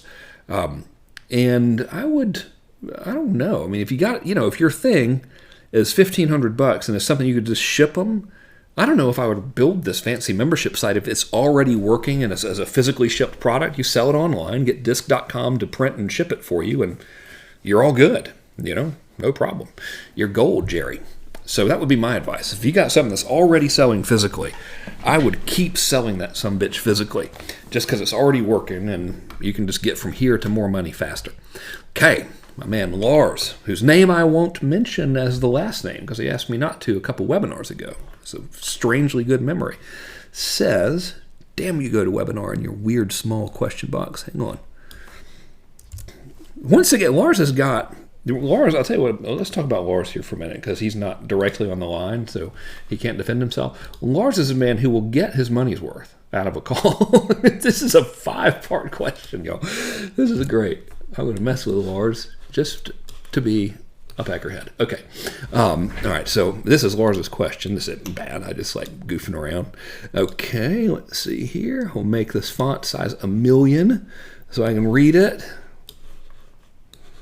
Keep your old man comments to yourself. Thank you. All right, so I was eating lunch the other day, and someone, I don't know if this ever happens to y'all, but I'm eating lunch at the inn at Rancho Santa Fe by myself. I'm reading the latest Jack Reacher novel that I bought on my iPad.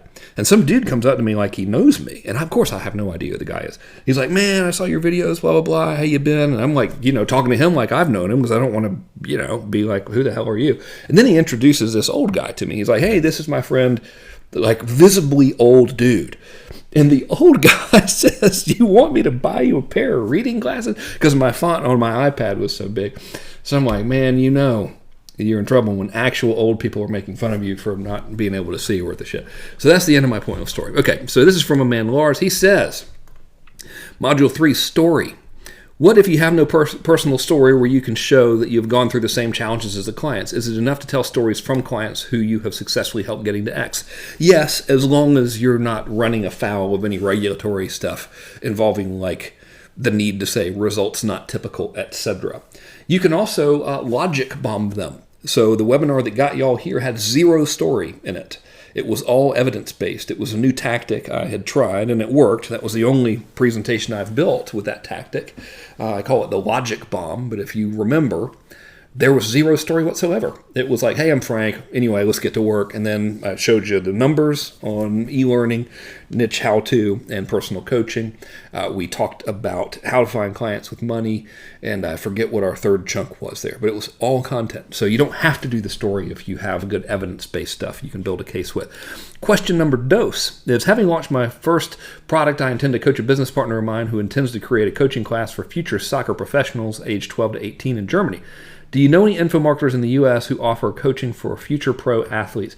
I don't, but I do know info marketers who sell like how to play sports better stuff.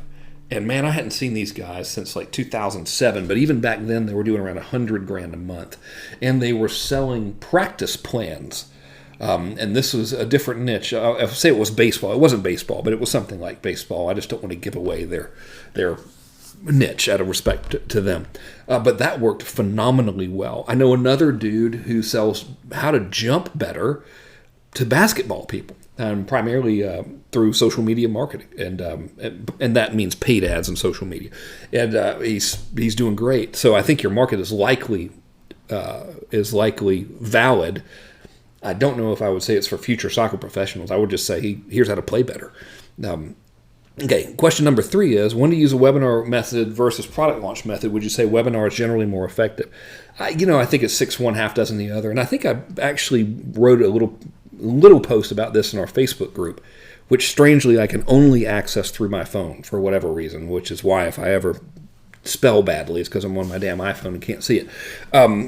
I would do both, dude. I mean, so look at what I've done with this class. I built a webinar, and now I've made a launch that's going on right now, and they will both be automated in the future.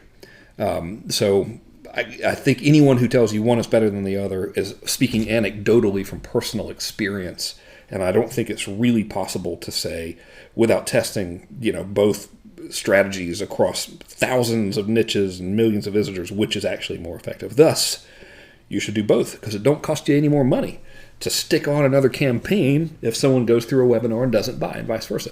Okay, question numero 4. He says, pre-launch template, what is the early bird opt-in for? Aren't all users who get to this pre-launch template page already registered anyway for the series of our 3 launch videos, although the original opt-in page they first entered into our funnel? Yeah, okay, so I will define what early bird is. So early bird is during a launch, you give away these 3 value videos, and they're very good and stuff, and you're saying, hey, I'm going to sell something, and if you want early access, you can get on the early bird list. That was originally built for people who were launching to gauge the interest level of the audience. So the logic being, if you had a lot of people signing up for your early bird list, then your videos were good, and you could proceed as planned. Whereas if you didn't, you needed to fix your launch videos because something was wrong. So that was like really the only reason for it. When I do a launch, and even I'm doing it now, is if someone opts into early bird, I'm giving them like 15 minutes after they opt in, I'm sending them access to a sales page with a 3-hour countdown timer on it. So the real reason for having an early bird now is to liquidate the cost of your ads to get them in the automated launch as quickly as possible. For example, just to really go deep into like super nerd stats here, I know all of this offhand because I checked it before our call. I spent $6,000 advertising video number 1 of this launch on the Facebooks. That got me 2,000 something, like we'll say 2011 or something, opt-ins for video number 1. I opened up the sales page for the early bird folks yesterday. So far, people had only gotten to video number 2 as of yesterday. Already did $9,000 in sales. So I've already gotten a 50% return on my investment for the ads, and it hasn't officially opened yet. So that's why you're doing early bird stuff. Okay, so question number 5 is, let's assume an expert giving a presentation at a conference, whereas also, well, wait a minute. I think I missed something here. Where are you? Dude, that was all I got for this question. Yeah, it just literally, Q5 says, let's assume an expert giving a presentation at a conference where is also introduced by the host as the expert for X. I ain't even know what that means. I ain't even know, Lars. Should have just asked 4 questions. See, Lars isn't here. I'm out of physical striking distance, so I can give Lars a hard time. Okay, so I don't know what that 5th one was, dude. Sorry. All right, Gabriel says, I sent you my question from the last webinar. So I remember us talking, or me answering questions in the last webinar, and I do not have a question for you. So restate, please. And by the way, as a general statement, if I miss anyone, just email us here. I'm going to have a stern conversation with my team about why I'm not getting these questions. In fact, let me just make sure I'm not getting these questions. Hang on. I don't want to fuss at people if it's me who's messed up, so let me just have a look. Searching for Gabriel. Now I've got it for 225 for last week. Yeah, that's why I recognize your name. So I answered that on the last week's call, but that's the last thing I got for you, man. Was one for February 25th, F-I-F, 5th. So restate question, sir. Por favor. Okay, let's see here. New York Joe Salima. Dude, are you here, by the way? New York Joe? Are you back in the saddle again? Yes, okay. So you sent something in, but I didn't get it. And I just want to make sure that we're good. So, dude, you want to just come on the line? Or did you actually now remember me, like, making a big deal out of New York Joe last week and stuff? You need me there, Slim? Come on in. Come on back. Come on back, Joe Salima. Come on in, New York Joe. Come on. I'm just going to keep doing this till you respond. Come on back. Come on in. Okay, what math? Can I unmute you for the sake of easinessism? Come on. Okay. Can we speak in CB language the entire time? There's nothing weird about it. Now let's see if you're actually... Yeah, you will be listed in here as New York Joe Salima. It was awesome. Okay, so you are now unmuted. New York, all the way from South Dakota, Mr. New York Joe Salima. The question I had is, last week you went through some Facebook numbers with me and what it would take to make this profitable, and I didn't understand those numbers. I do not remember those numbers. But it has nothing to do with years of drug and alcohol abuse. It just is... yeah. So what were... $400 to $1,000, and I was going to use Facebook ads. And you mentioned something about how much it would cost to break even. I didn't really quite understand how you came up with those numbers. I was pulling them out of my butt. So basically I was saying, all right, if you're spending... So you were going to do a webinar, right? And it was going to sell like a $400 thing. So I was figuring, all right, if you're spending, let's say, $5 per registration, all right? So based on 1,000 registrants. So you're spending $5,000 to get 1,000 people. Which doesn't have to be in a day, obviously, but I'm just sort of, again, this is rectal extraction. Let's say you get a 30% show-up rate, so that's 300, and then let's say you close 3%, which is pretty good, that's 9. So in order for you to make any money, you're going to need to charge more than 400 smackers, or get a better show-up rate, or get a better conversion, or get a cheaper opt-in. And my point was, usually, if you just rely on a one-shot thing, like, okay, I sent people into this automated webinar, now everything should be great. It usually doesn't work that way. Usually what's going to happen is most of them won't show up. That's totally normal. Most of the ones who do show up won't buy. That's totally normal. So we need contingencies in place. Which is where the behavioral dynamic stuff comes in, which I show you all of this in the advanced automation thing, which you can have. It's like we'll unlock in a couple weeks for you. But I just wanted to make that point that there is no real magic bean from a campaign perspective. The real magic is knowing that the campaign will break down somewhere because of human behavior and being prepared for that. So in this case, there are only a few places where an automated webinar campaign can be defective. Number one is if they don't opt in. Well, we're assuming they will, but if they're not at an acceptable cost per opt-in, that's a copy issue, so that's easily changed. Number two is they don't show up. Most won't, especially out of your first batch. We can mitigate against it by having a good indoctrination sequence, which I show you in this week's module and give you templates and stuff. But still, the majority, it's unlikely you'll have a 51% show-up rate. So right then and there, we know we have to build a plan B. So the first line of defense for no-shows is a re-invite. So we don't want to send them the replay. We just want to re-invite them. So that's easy. That's a series of emails. Hey, go over here and dang old register again. All right, so then the question becomes, well, what if they still either don't re-register or don't show? Well, in that case, we put them in another campaign. That could be an automated launch. It could be a linear campaign. It could be anything, but we don't give up on them. That's my point. And then there are the people who do show up. Well, most of them won't buy. Right, that's normal. Like if most of them bought, that means your webinar would convert at 51%, which would put you in the Direct Response Hall of Fame. So we need a process. So usually that process is going to be objection handling videos and a countdown sequence. So that's all. That was the point I was trying to make with that math there. Does that make sense? Any better? Absolutely. Thank you very much. Really appreciate it. Nice. Yeah. So the answer, once again, is more green boxes. That's really it. Cool. All right. Good. I do now remember that entire conversation. Well, miracles never cease, ladies and gentlemen. Okay. Let's see. So now, all right. Let me scroll back up here. I have done all manner of badly done stuff here. Okay. Oh, so Lars responded. So let's see.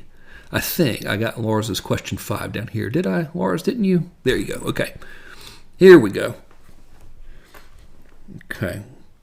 Alrighty. He says, let's assume an expert giving a presentation at a conference where I'm kind of paraphrasing here, where the expert is also introduced by the host as the expert for something. Okay, so dude's at conference, he's introduced as the expert for a thing. Okay, dude at conference's goal is to get opt-ins and later on sell a modulated course, continuity, and even a mastermind to some of the attendees. Which campaign type would you recommend for setting this? All right, which campaign would you use to try to do this? Okay, so you're on stage. So you want to so your first mission is to get people from stage to your list. So if you're using the good old Infusionsoft, there are multiple solutions that will do this. Plus this is one. So that's kind of an all-in-one for a lot of things. But you can set it up. Actually, dude, plus this won't do this. Damn it. Fix Your Funnel will. Fixyourfunnel.com. And potentially other things as well. But I know Fix Your Funnel will do it. So you take the stage, and I want you to do this verbatim. All right? Say, real quickly, guys, I want to show you something really, really cool. By show of hands, who has a cell phone in the audience? Go ahead, just hold them up real high. Don't worry, this isn't one of those lame things where I'm going to tell you to turn it off. Actually, I want to show you something really, really exciting. Okay, you got your phones up. You got your phone up. Sir, in the first row, do you not have a phone? Is it a brick phone? Okay, there's your phone. All right, great.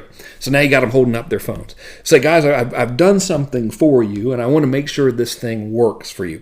We're going to cover a lot of information today, and you're probably going to want to take notes, but it's pretty hard to take notes and listen at the same time. So what I've done is I've actually compiled notes for you. Here's how to get them for free. Simply text this number and then flash the number on the screen. When you text that number, my automated system will send you a text asking you for your email address. If you just reply with your email address, the notes will be sent to your email automatically. All right, so go ahead and do that for me. Let's make sure it works because I'm really here to help you today. And see, what you've just done is you've gotten most of the people in the room to give you their email address. You do need to have a PDF with the notes, of course. It could be the slides to the presentations with some annotations, whatever you want to do. So now that you done got them, I'd invite them to a webinar first, probably, because they're already used to seeing you in a group sales environment, and they are attenders. So you know they do stuff like that because they're already at an event. So I'd put them in a webinar and then have probably like, depending on what you're selling, let's see, your modulated course. So I would do a automated launch post-webinar for those who attend but don't buy, or for those who don't register, or those who don't attend. So that's your kind of global contingency there. Pretty cool. Come out. Okay, let's see here. So now I'm all over the place in my dang timeline here. All right, so I got Gabriel. Okay, that's good. I don't know if y'all can hear my 2-year-old daughter, but she is howling. I hope she's okay. Hang on. Guys, let me make sure my child is not injured. Bear with me just a minute. I'll be right back. Hang on just a sec.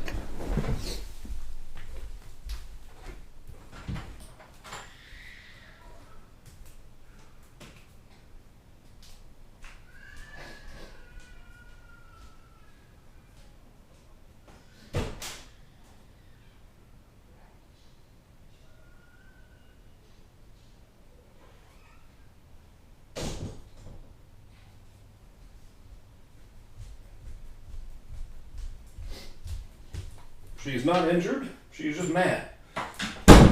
Okay. Gotta check on little babies, you know. Gotta make sure those little ones are right. All right, so cool. So that's how you do that there, my dear fellow. Sorry, guys. You know, it's impossible as a parent to ignore that sound. It's just like I can't do it. Okay, let's see here. All right, so Christine. Okay. Make sure I got you from the start here. Okay, Christine Peters. Ladies and gentlemen, she says, what?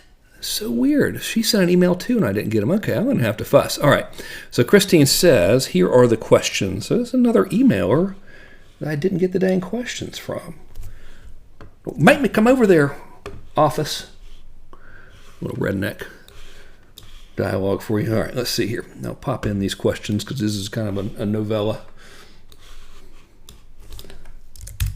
Boom. Okay. She said she done had problems with the insert button using your templates and optimized press templates. I got the page up and was able to edit the content, but when I hit the insert button, it took me back to my page, and that whole section was eliminated. I tried to do it under the heading, subheading, bullets. I tried your pages and optimized press pages. Still, every time I edit and hit insert, it will erase that area from page. I do have a ticket into optimized press and HostGator.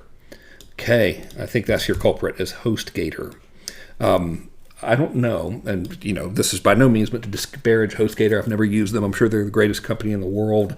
Some hosts are not very good for optimized press. I think HostGator is one of them. I used to have mine on Bluehost, and the same thing happened to me. I moved to a company called WPEngine.com, and it runs super smooth. So it's probably a hosting issue. And likely those dudes can fix it, or you'll just have to move, which isn't a big deal. I mean, just different hosting account. Okay, so question number 2 is, I have a video PowerPoint for opt-in, then it leads to a liquidator, nice, then the bread and butter, hell yeah, then to a continuity program, what? And then group coaching. Actually, it's group couching, which sounds a little funky, actually. She says, my bread and butter course was a 4-week modulated course. I want to charge $99 to $199 for it. Seems cheap. Would you give all the modules at once, or would you give it to them weekly? There will be a live call for this product. Would you ever run an ascending and descend? Either of those are fine, but this is what's bugging me. Everything seems fine. I don't think you have any.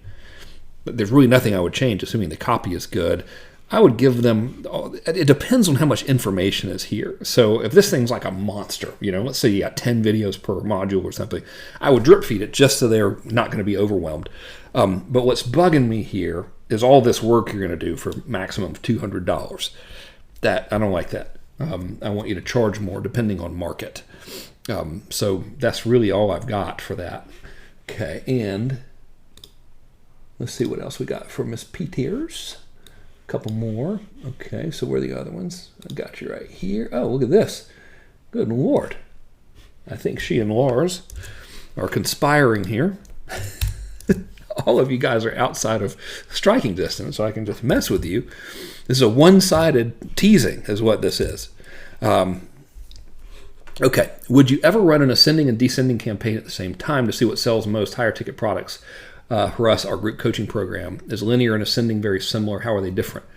Good Lord. Okay, I would just do one. So just because we can do 9 million different things doesn't mean we should. So if your primary thing is group coaching, then I would make the main focus of all of your campaigns be to sell that, and then only sell other stuff as kind of a contingency fallback plan. So yeah, that's it. Linear and ascending are different. Ascending is really a series of campaigns, each designed to sell something that ascends in price. So an ascending sales system actually involves a combination of various linear approaches.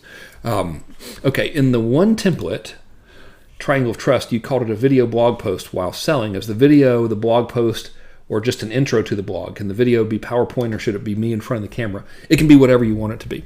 So typically the way that works is going to be, let me see if I can find my dang, I bet I don't even know my own Tumblr blog. I was going to try to find you an example. Actually, I think I gave you an example in the videos. It's usually just a video with some copy underneath it that says, hey, if you like this, you can go get this thing, click here. And maybe there's some bullet points about the benefits of why they should click the other thing. And PowerPoint's worked well. Direct to camera has worked well. Other people's content has worked well. I've actually had this work, I call it the newscaster method, where I was selling list control, and I took a video off of YouTube that was about Google TV ads, and it was a successful case study with someone actually turning a profit by running Google TV spots. You used to be able to do that. I think they quit the pilot program. This is years ago. And the copy under the article said, can you believe this shit? I mean, I'm paraphrasing. Can you believe this shit, man? People are actually making TV work to an opt-in page. Obviously having a list is powerful. If you want one, you should check out List Control. And that was it. So it wasn't even my video. And of course, it was a publicly available video. I wasn't like stealing someone's material or anything like that. Okay. So statement number 3 says, I've always attended your webinars and it looks so good because it always fills up. Can you do webinars without having the total of attendees visible to people using GoToMeeting? I think so. I've never tried. So I don't know. you definitely can with Automated, and I think you can with EverWebinar too. You can also fudge it with EverWebinar, which I wouldn't recommend. I think that's shenanigans. And by fudge it, I mean you're making it look like there's more on there than there is. Okay, number 4, I will not know if I can attend your conference till the end of March. When is the last day you need to know to hold my seat? The day before the end of March? No, I'm kidding. You should be fine. Just let us know, and I'll make sure you're good. And a statement. If anyone had a problem downloading your templates into OptimizePress, I had to separate them and save each template onto my desktop first. Also, I'm still unable to download the long sales version template. That's a bit odd. I think your problem is this dang old hosting issue. But let me know. If anyone else has a problem with that, let me know. You're not supposed to unzip them. You just want to upload the zip file. So let's have a look here. Okay, so I think that's got Mike. Here, I'll move this over for the sake of our homies who are watching at home. For the lovely and talented Bob Moore, he says, any chance you could provide those of us who have Infusionsoft with the completed campaign you created? I understand there is a way for you as an Infusionsoft partner to transfer a completed campaign into a user's account. I can't give that to you because that's part of the thing we sold. We sold a combination of 7 of those with that workshop, that implementation workshop. I will probably offer that implementation workshop at the event, so we could talk about it there. And I would really want to make sure that you're ready for that because it's a lot of stuff. Okay, let's see here. All right. Oh, no way. Let's see. Stephen Schwartz says, Frank, flag attendees' questions in priority as being answered. Well, he gave me a link to it. All right, how do you do that? That would be awesome. Oh, no way.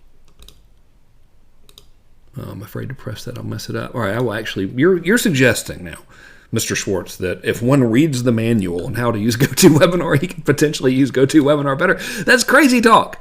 Okay, let's see here. Phil says, your help desk told me about an hour before today's calls they had forwarded my question. Yeah, dude, I don't have it. So, I mean, I just showed you what I had on screen. So let me look again.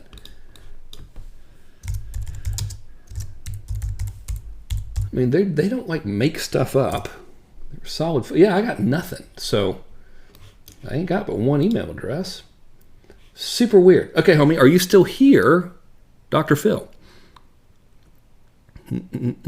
Phil Hamilton, are you here? Don't make me do the CB talk again. Come on. Come on back, Phil Hamilton, buddy. Come on. Come on in, Phil. Come on back there, boss man. Phil Hamilton, come on in. Come on, Phil Hamilton. Come on back there, buddy. Come on. Keep it eastbound and down. Come on in. We got a long way to go and a short time to get there, buddy. Okay, that's not working. All right, dude. Well, Phil, if you come back, I will get you. But I did not get the dang thing. Okay. All right, let's see here. James Side says, these were from the last week. All right, now this is bugging me. Where is this breakdown going on here? What the heck am I paying for? Don't make me go Donald Trump. All right, let's see. Yell and freak out. I'm going to go and yell at my team. That works every time. Said no one ever. Okay. Hang on here. Debold that. And who am I answering again now? Good old James. All right, James. Mon frere. James has been advertising and selling some stuff. Okay. Yes, I did not get these, but there's support at frankkernhelpdesk.com. So weird. What in the hell is going on there? I'll get into it. Thanks for letting me know, though, y'all. That's embarrassing. Okay, question number 1. Tonight I'm having my first webinar. A new price point, changed it to $3,000. Changed it to $5,000 since last week. I'm thinking maybe I need to send people to an application. Yes, dude. Close them over the phone. That's a hard sale straight from webinar to order form. I've done it, but it's always worked out better for me when I talk to them on the horn first. I'm super weird about talking on the phone and kind of hate doing it. I'm very introverted, so I will personally sometimes take less money to avoid doing it, but every time I've done it, I've made more money.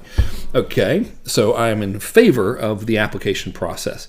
Okay, homie, question number 2, he said, I noticed you just said on testimonials you don't want us to talk about any money we have or haven't made. I always felt like I needed a ton of testimonials with income results. Dear God, help us all. to help sell the program. Right now, my program is fairly new, and I only have one student who's actually taken the course, implemented it, and got results. So that has been a big stumbling block for me. How can I go about overcoming the lack of testimonials and case studies? Dude, just don't use them. I don't use them. You ain't got to use them. Now, you could, technically speaking, and for the love of God, check with an attorney, never listen to anything I say. I'm clinically insane.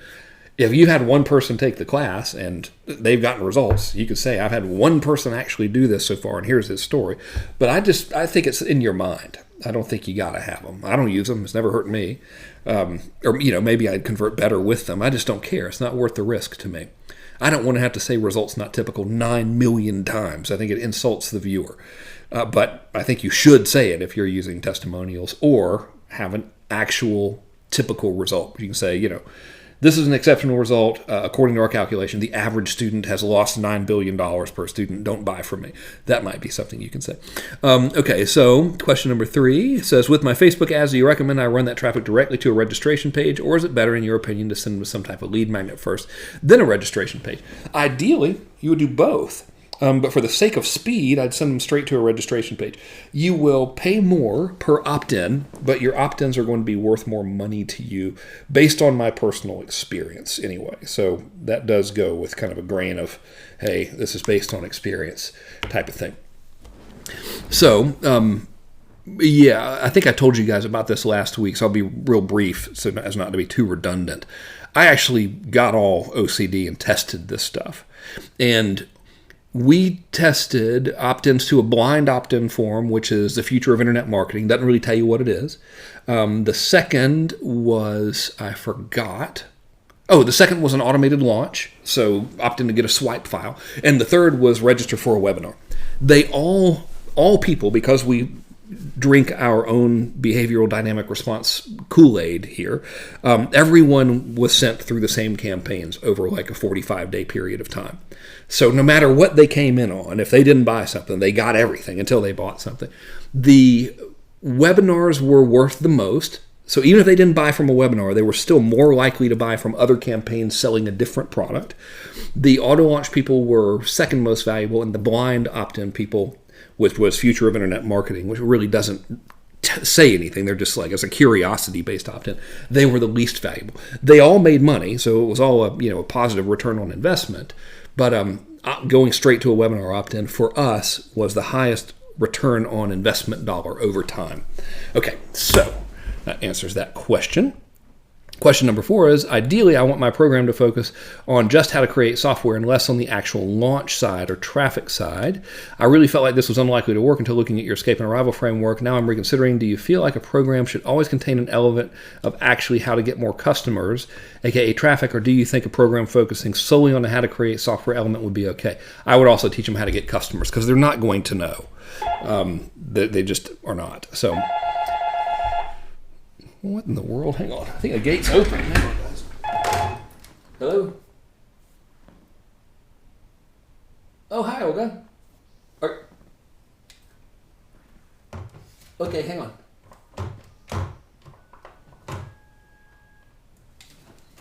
Okay, guys, there's a 10% chance that gate actually opened.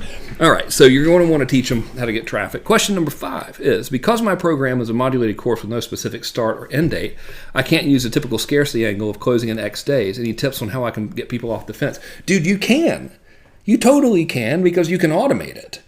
So if you use Infusionsoft, or you could actually do this with Deadline Funnel as well, if you're not using Infusionsoft, you can make it where if that person doesn't register by whatever day you say is the deadline, he or she will no longer be able to access the registration page. So you can totally do that with real scarcity and a real deadline. So there, put that in your pipe and smoke it, but don't drive afterwards. Okay, so... Okay, hang on here. This is from good old Andy Pincholi. Said, will you look at my site and recommend changes on improve it for closing sales? It's been running 3 weeks. I haven't yet started advertising. We'll do that. Should I do that when the course is complete, or should I take it down and just run a simple lead capture manual? Let's have a look. Man, all right. Let's see what we got here. Okay, where's my interwebs browser machine? Do this over here for choose guises. Hang on, you'll see the browser in just a sec. Pulling it up on the other. What is, oh, market timing report. That's what that says. One of us can't read good, and it is me. Okay, give me a second to sort of digest this thing here.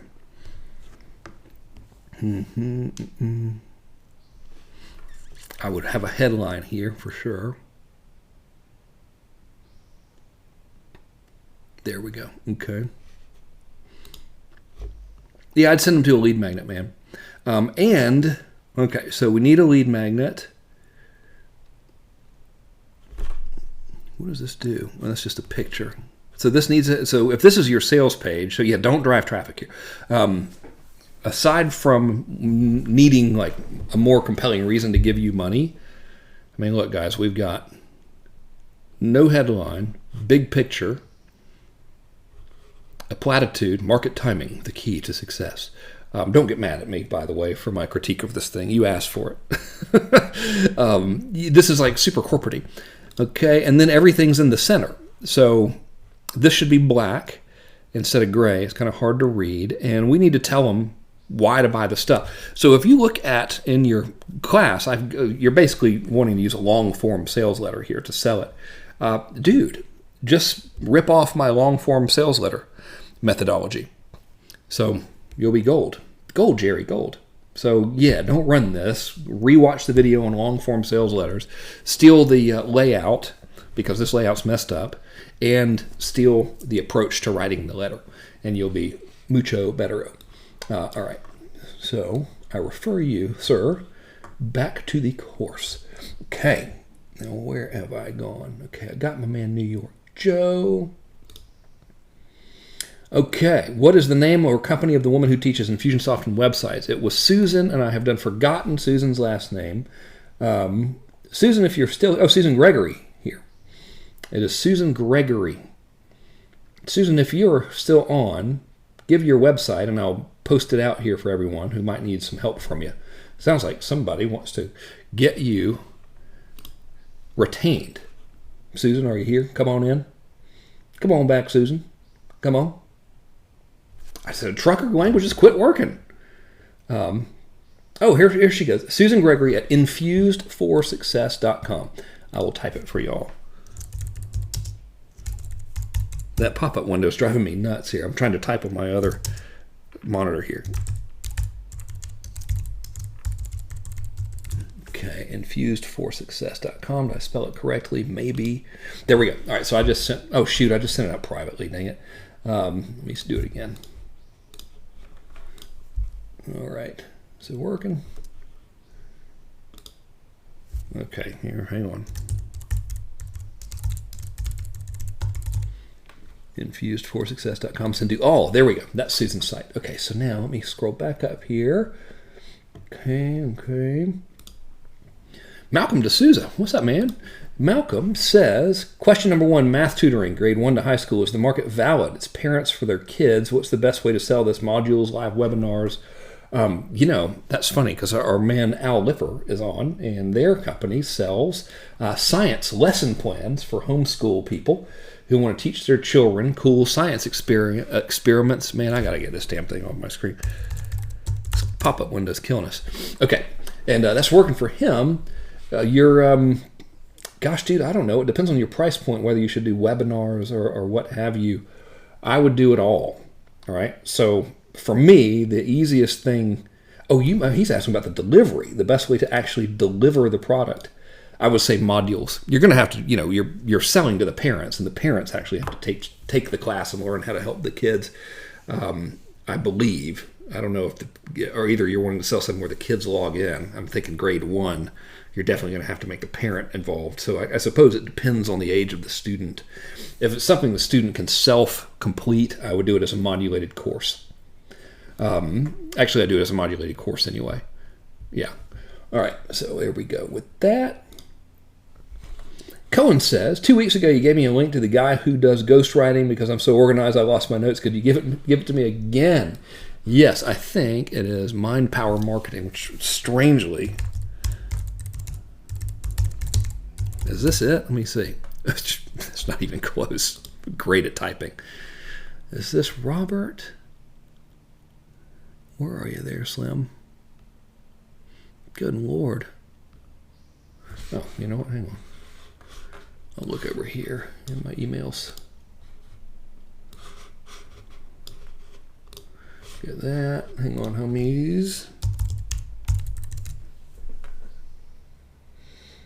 Nope. I'm glad hang on. Not even close. AuthorityProfits.com. I mean, I'm not even in the same ballpark with Mind Power Marketing. What in the hell was I thinking? It is Robert at AuthorityProfits.com. Sorry there, buddy. Okay, let's see here.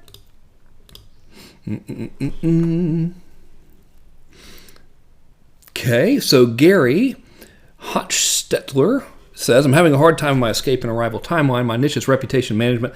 I'm stuck with client needs to monitor and improve reputation, to buy my stuff, to client on top of reputation, ranking positive in first page of Google. This is based on services rendered. Well, let's see here. If we were to do that, it would be step number 1, identify problem areas. Step number 2, identify threats before they become problem areas. So if someone calls you, it's probably because all of a sudden out of nowhere, a bad Yelp review is on page number 1. Step number 3, create properties that can outrank bad stuff. Step number 4, rank good properties. I think. I'm not in that business, but it sounds about right to me. Vince Gonzalez says, does anyone know of any group in Houston that I can network with? I ain't even know. Ask the Facebook group. That's a pretty good group, which I can strangely only access from my telephone, which is weird. I don't know why. That's me, though.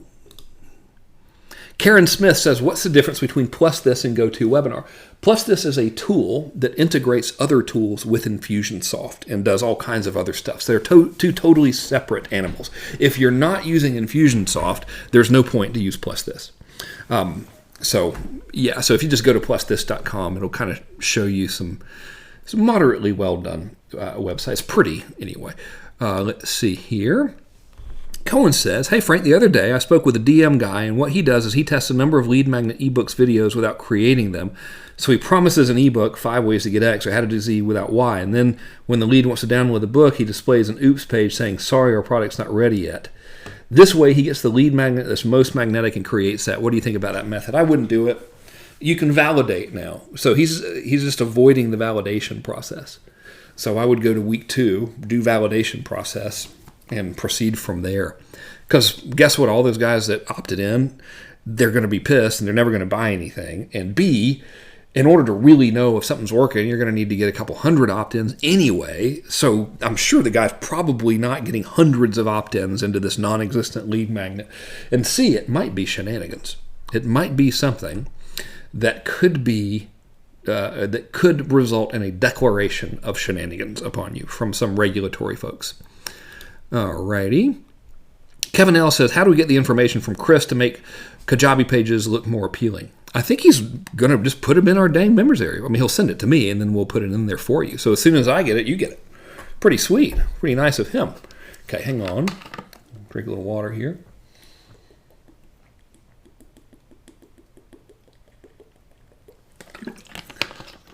Okay. Phil Hamilton. Okay. Now I've got his question, which is good. He said... Oh, no, this is the same one. All right, Phil, are you here yet? Because I tried to get you on a minute ago, but you were not here. I even use CB language. Come on in. Okay, I'll look. Oh, Chris just texted in. He said he will give me the training. That's awesome. My man. Now he's got to go prep for a live webinar. Get him, buddy. All right. Okay, so I got Gabriel. Oh, wait, maybe I didn't. Let's see. Well, this is a different question. All right, let me pull this sumbitch up right here. Come on in. All right, hang on, y'all. Get my notepad, wherever it may be. Here it is. Paste your question here for you. Okay. I want to sell group coaching to successful business owners and moms so they can prioritize and make more time for the kids, husbands, and themselves. I had my educational presentation covering 3 milestones. After your advice, onto focusing only on one. I can't decide or come up with the topic for my webinar educational presentation. In your experience, what do you think they would seem more valuable so I can address it? I would have it be called something like how to, where are we? Let's see. Yeah.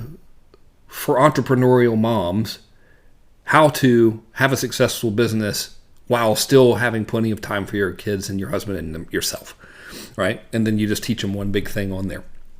So whatever the core deliverable of your product is, that is also going to be a 30,000 foot view core deliverable of your webinar. All right. So also for group coaching, so let me clarify that just a little bit.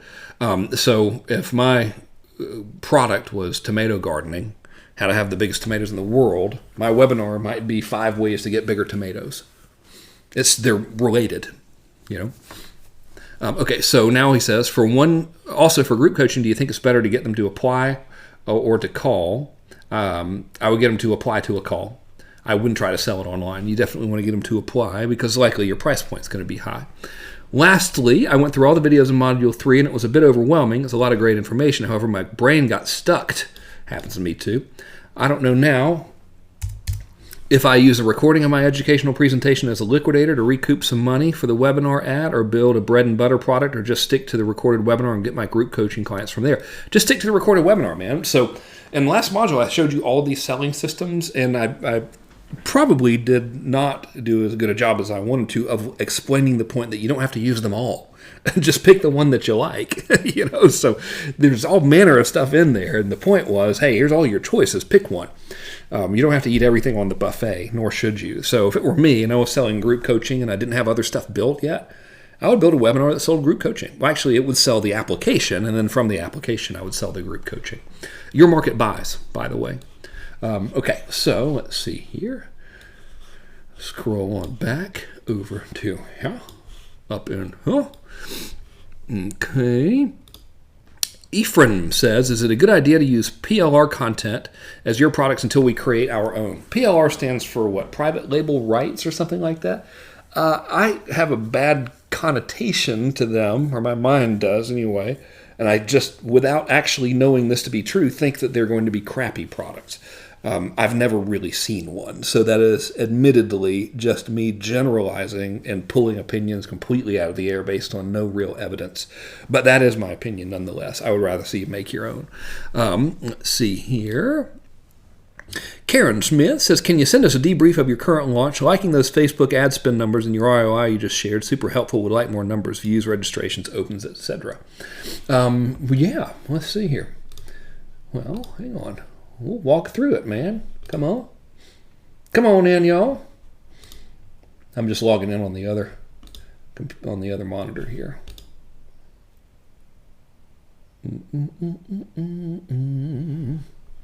Good Lord. 16,000 in sales today already. That's not too shabby. Okay, let's see here. These are all early bird people. So you're going to see like the hideous, horrible version. Then I'll show you the pretty version that I'm rebuilding. All right, so move this. All right, so I will zoom out here for you. Now look at all of this crap. Isn't this obnoxious? Okay, so I've got 3 or 4 traffic sources, actually 5 traffic sources from here. Number 1 is cold Facebook traffic. So let me go to performance. Hang on. 700 years. That's because we're on the GoToWebinar thing.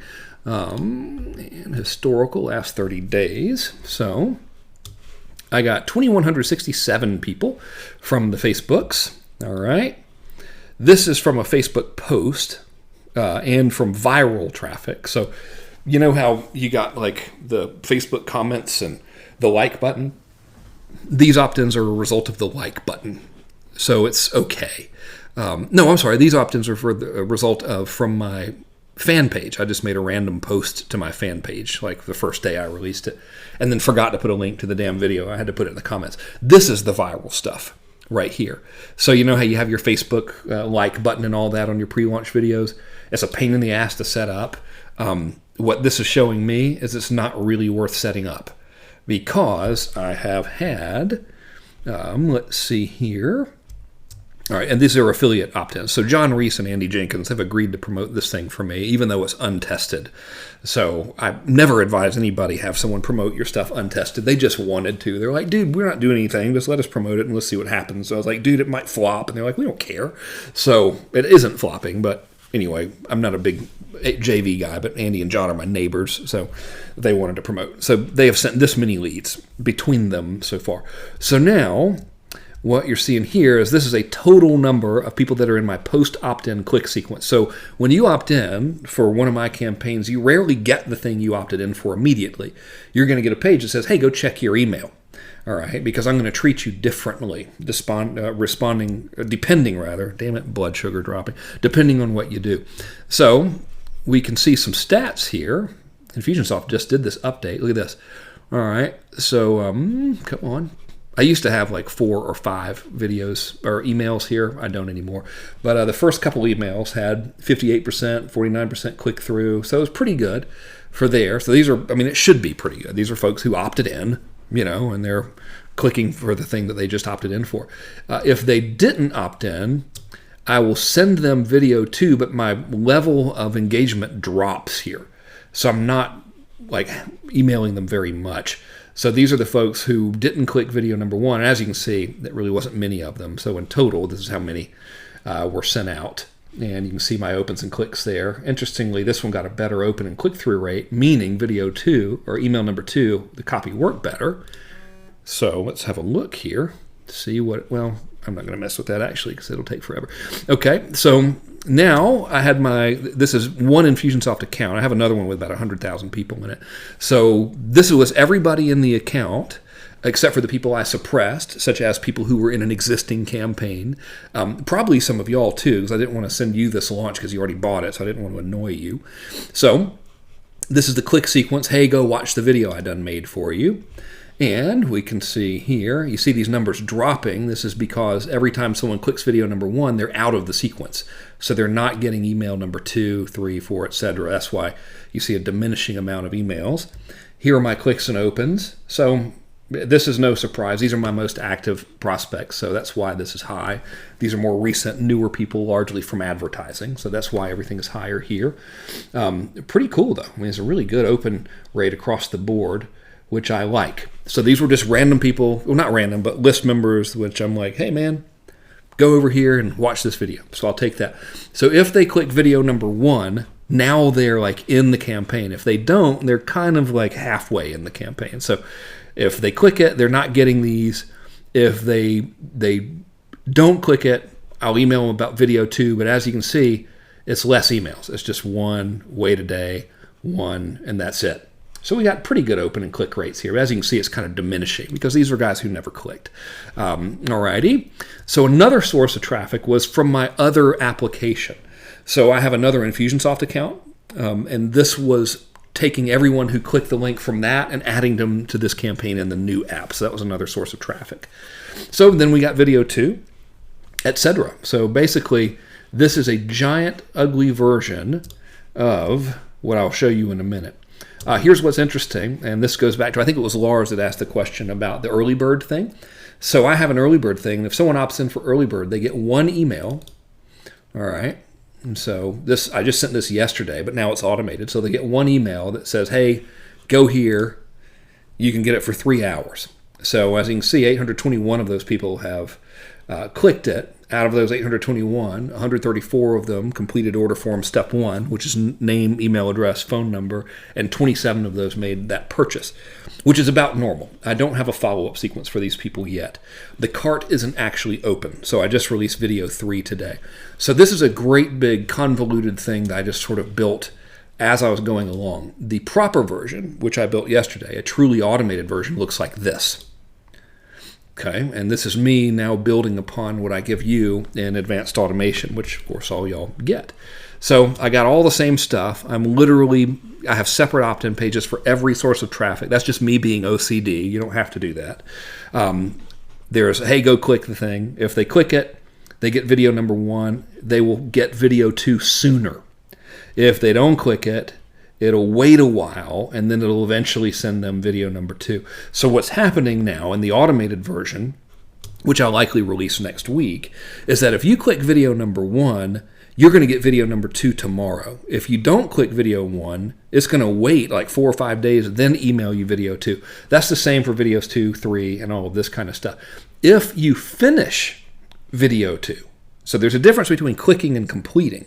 If you finish video number 2, I will send you early access. So if you finish any of these videos, if you actually complete them, I'm using Plus This to track your behavior, and I'll go ahead and send you early access to the next ones, with the idea being you can conceivably complete all 3 videos in one day and buy the product, so you can accelerate the launch at your own pace. So it's pretty cool. If you never click anything, you're going to be moving at a slower pace, right? So if you opt in to get video 1, you're going to get these 4 emails. Hey, or maybe it's even more. Let's see. Yeah, look, this is I haven't finished building it. It says 1, 2, 3, 4, 5 emails to go watch it. If you never click it, it's going to start waiting 2 and 3 days between emails. And if you never click them, eventually you're out, which you'll be here. You didn't buy. All right, so that's kind of how it works. I know that's a big, long, fast version of automation there, but you asked for it, so you got it. So far, so good, man. That's crazy conversion on that VSL, which is awesome. I really like that. Okay, let's see here.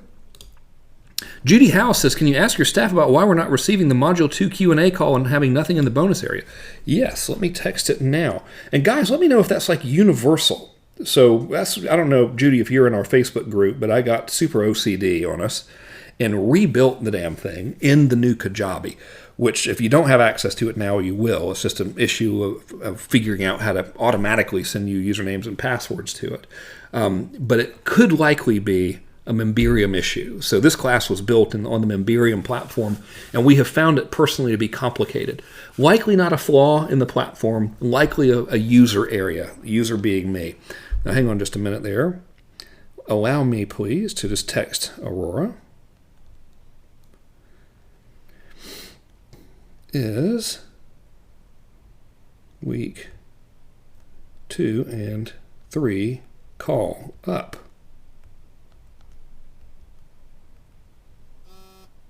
Double question mark. Look at that. Boom, I double question marked it. That indicates like, hey, when you double question mark. Okay, so we're on that. It should be fine.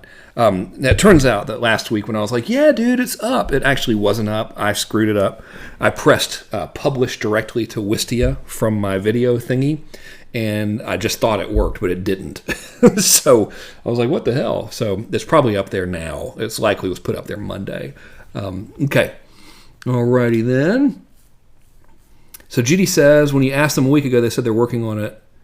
Today they said they're still working on it and stay tuned. Well, what the hell? I definitely uploaded that thing because I redid it, so that annoys me.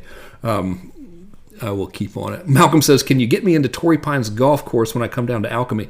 I can't. I've never played Torrey Pines, and I've decided to stop playing golf.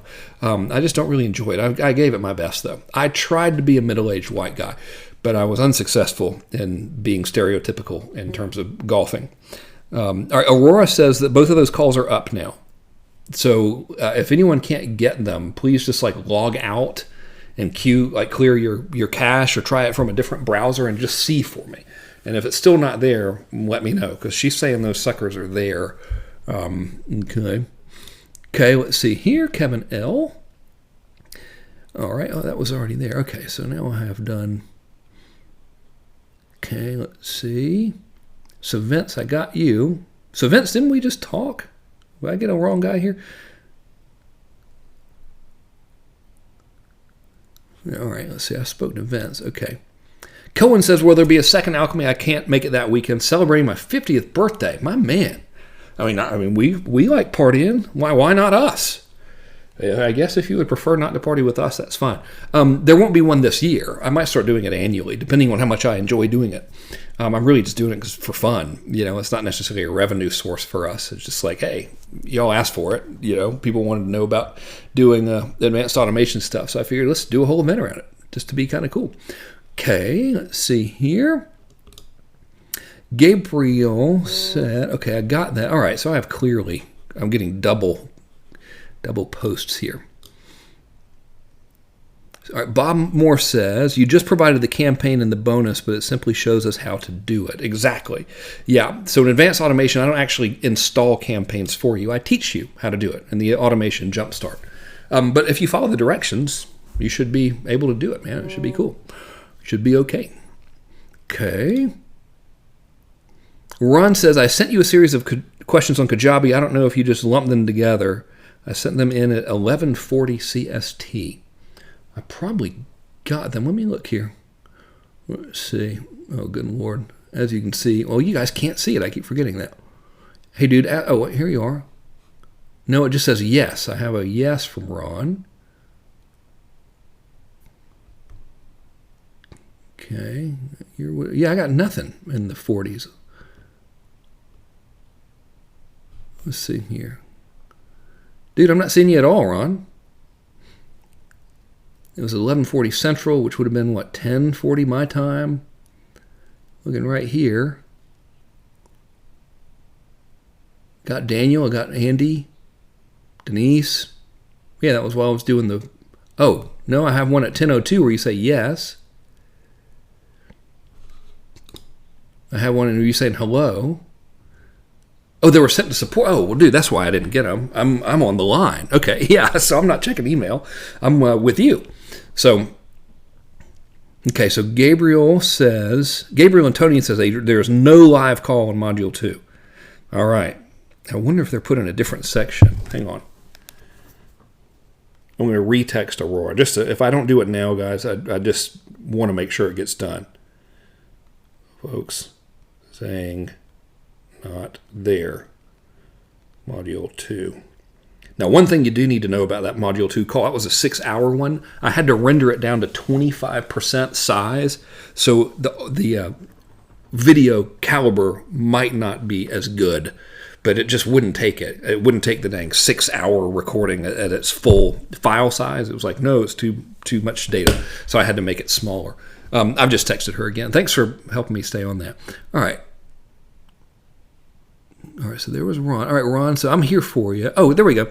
Okay, so my man Ron says, what do you like and dislike about New Kajabi? Okay, so first of all, I'm not a New Kajabi expert. So there is that, for the record. Now, Miles says he can see the live call in Module 2. That is so weird. Maybe it's Module 3, the super long one. Anyway, I have double texted. All right, so I'm not a New Kajabi expert. I just started using it. Here's what I like about it. It's easy as a content delivery mechanism. So the only thing I'm using it for is to serve up the class. Like, hey, here's your class. So the members area you have now was built in Memberium.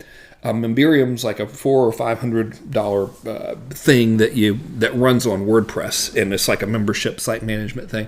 And I use it because Digital Marketer uses it, and they're like, oh, it's cool. We built in all of this stuff to it. And I was like, yeah, I want to be high tech too. And then we started using it, and it was just a pain in the butt for me. I am physically incapable of going in there. So if you guys are like, Frank, we desperately need you to go put something in the members area today, I wouldn't know how to do it. I'd have to actually call somebody. So with New Kajabi, I can go do it myself, which is great. Not to say my team is unreliable or anything, but it's just, you know how it is. You don't want to be helpless. So New Kajabi is easy. From a technical standpoint, it's simple. I mean, you do need to read the directions, but the directions consist of these little 5-minute help videos, and they're pretty simple, which is awesome.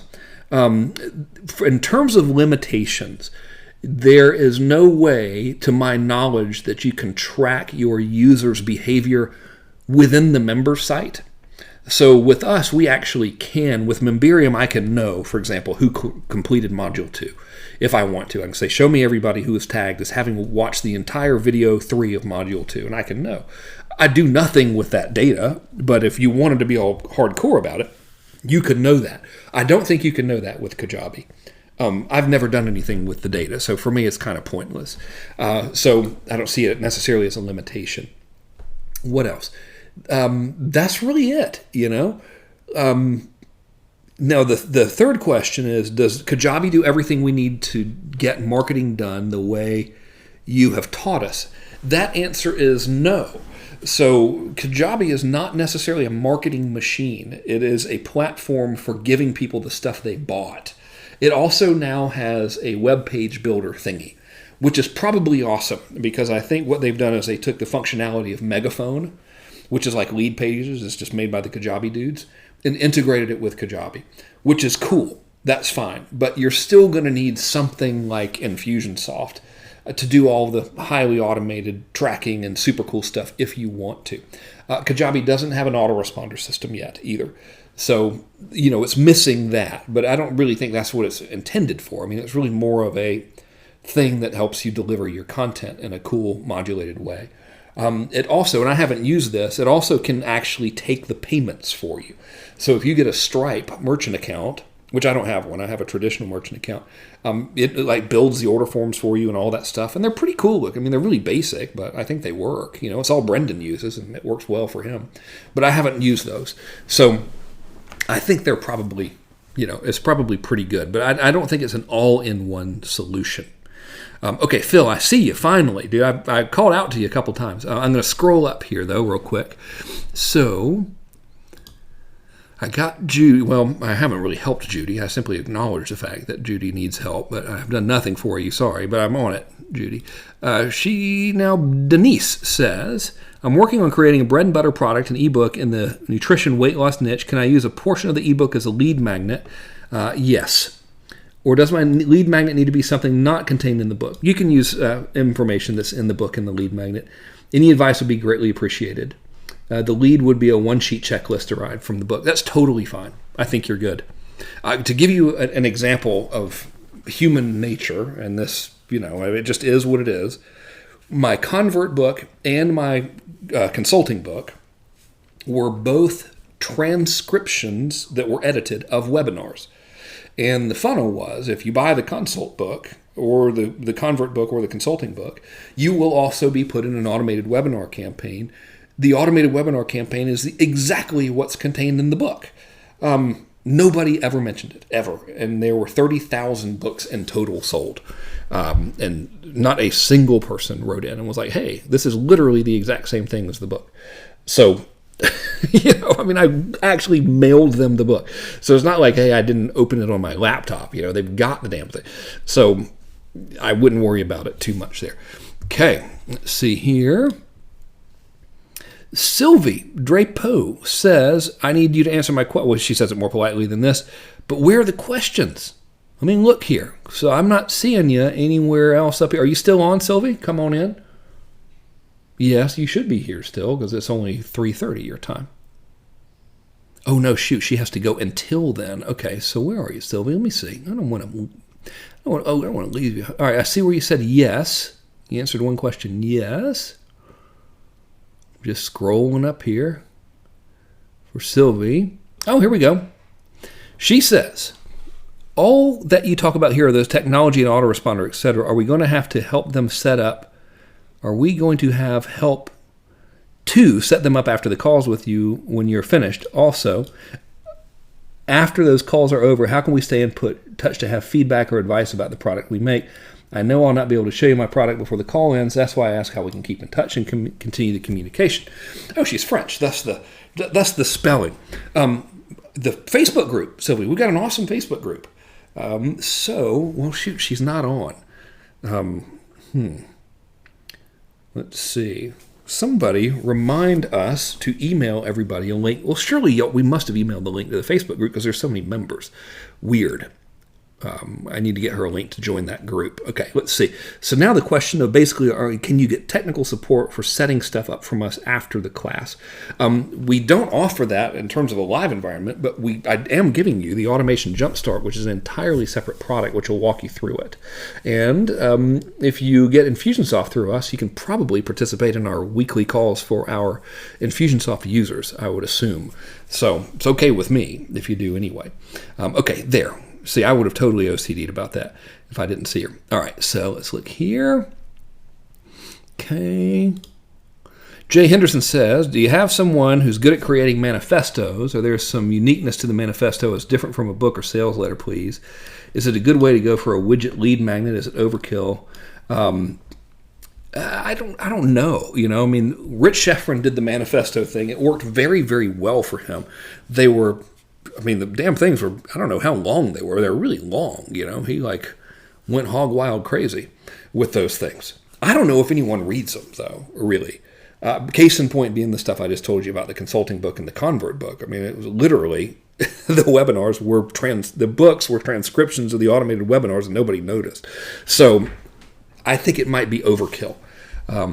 There we go. Okay, so Robert says, what's the Facebook page that the group is using? Will someone send me a link to the Facebook page? Por favor. Just real quick, I'll paste it out to everybody. Oh, yeah, New York Joe needs one, too. All right, and New York Joe, write our office about Infusionsoft help if you want some. Just support at Frank Kern Help Desk. Get you a session with Josh or one of our homies. Okay. Bob Moore says, is that cool feature in Infusionsoft new, the one that shows the stats? Yeah, it just popped into my app this week. It's awesome. Mark now says, I don't have that cool sequence planning tool in Ontraport. Is that standard in Infusionsoft? Yes, it is. That's why I like Infusionsoft. Although I love me some Landon Ray, the owner of Ontraport. And I was like, dude, build the thing drag and drop like Infusionsoft has. People will like it. He was like, dude, I just don't think they need it. And I was like, you're crazy. And he's like, shut up, you're crazy. And then it came to blows. I won. Last part's not true. All right, let's see here. Mark now says, if I want to go into your automation program, will it all be based on Infusionsoft? Yes, it is. And you can just have the automation program, by the way. So there. You like it's yours regardless. So it's nothing for sale. I'm giving it to y'all. It'll go live in like a couple weeks. It's pretty good. The automated launch one is really good. It's 30-something videos in there, but they're all like 5 minutes or so, just so it won't be overwhelming. Okay, I've now sent everybody the link to the Facebook group. I see Judy saying, dang it, week 2 is still not up. Aurora's mistaken, and we still can't access the bonus area with your books. Okay, did you get if you look in the handouts, Judy, you should see at least one of those books. I just sent it to you in the little handout section, but I am going to retext Aurora.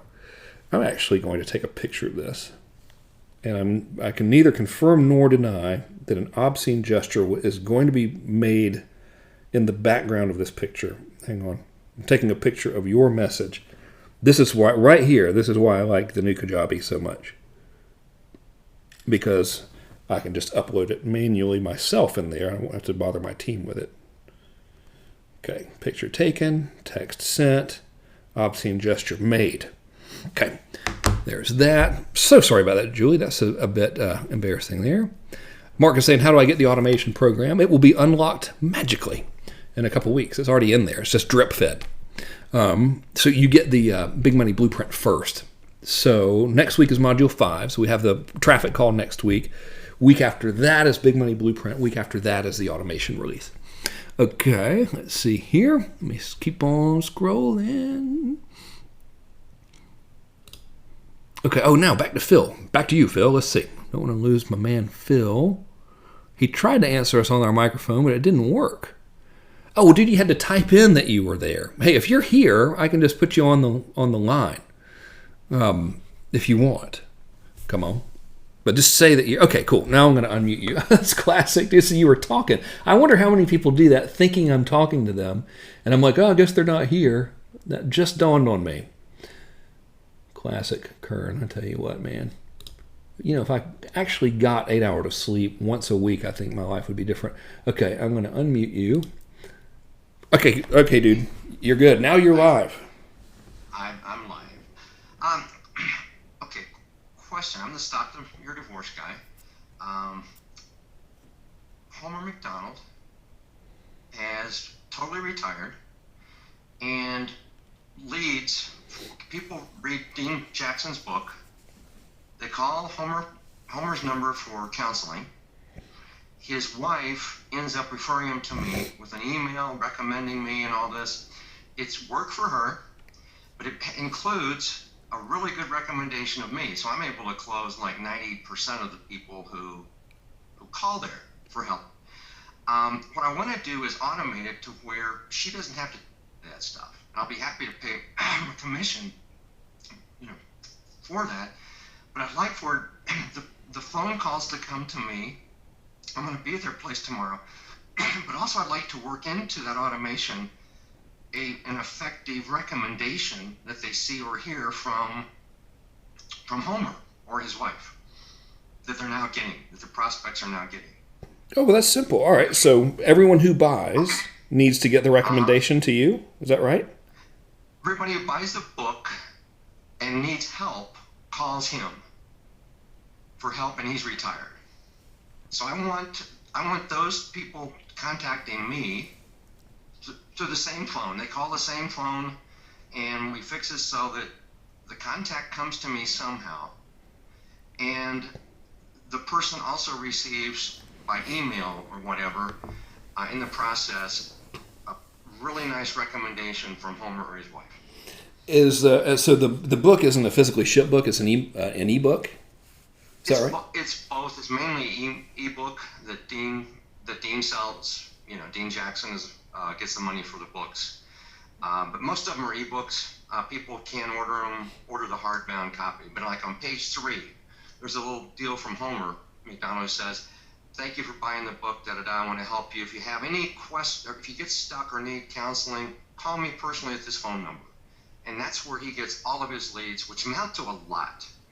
And they want those leads to come to me, but right now we've got no way of doing that easily, other than his wife having to answer the phone and send people email messages, all this kind of stuff. No problem. Okay, so No problem. Dean's just going to need to change the number in the book, but that's not hard. I mean, you just get That's a source. all. Okay. Yeah, All right. and so then you can use services like I'm totally blanking on this. There are all kinds of phone services that are like automated cool voicemail thingies, which I'm unbelievable. I'm totally blanking on this right now. That's okay. Yeah, but that's what you do. You forward it to an automated thing. That's like, hey, you've reached the office of Homer McDonald. If you would like help from our lead therapist, Dr. Phil, which I'm just, of course, joking around about the Dr. Phil part, please leave your name and number, and we'll get back to you. You could also, email us at blah, blah, blah, or whatever. It works well. Okay. In fact, Zendesk has something like that where it will transcribe the message for you and put it in a help desk. That's what happens if people call our number. It goes to Zendesk and it transcribes the voicemail, and then Maria writes them back. Actually, I use Gmail, and it does exactly the same thing for free. Oh, cool. Well, we just prefer paying, Your info. Nice. So that's how I would did that. And then you could have it where after the purchase is made, and this is really simple, after the purchase is made, like on day number 1 or day number 2 post-purchase, you could have just an email go out. Actually, I would write it as a letter in PDF format and then email them that says letter for James. And then oh, dude, this is so good. Are they using, do you know what automation system they're using? They're not using much of. They can't be using much of anything. I bet they're using. They don't even take credit cards because they don't know how. But when they sell the ebook, I mean, what happens is Okay, that the ebook Dean does that. Yeah. With that one, it's just I bought it years ago. I could buy another copy to see how the hell it works. It's just emailed back to me, and there's no reference to Homer or any counseling sessions on that. It's just. cool. It's just clicking to buy, shows up, the book shows up in the email. Got it. Okay, yeah. So I mean, it's just an autoresponder, and so there's two. I would do it 2 ways. Number 1 is I would have it as I'd write the recommendation letter as a PDF, and then the email would say letter for first name, and then the body copy would say, Frank, I'm not sure if the mail merge city from order form, right? So let's say I order it up. My mailing address is La Jolla. The body copy would then say, I'm not sure if the La Jolla address you gave me is your mailing address, so I've attached this very important letter to you as a PDF. Click here to read it. If they don't click it, I would send it. I would follow up with them the next day. My follow-up email might actually say, the subject line might say, how are things in La Jolla? Because you've got their personal data. You have the damn address as something you can mail merge as a field.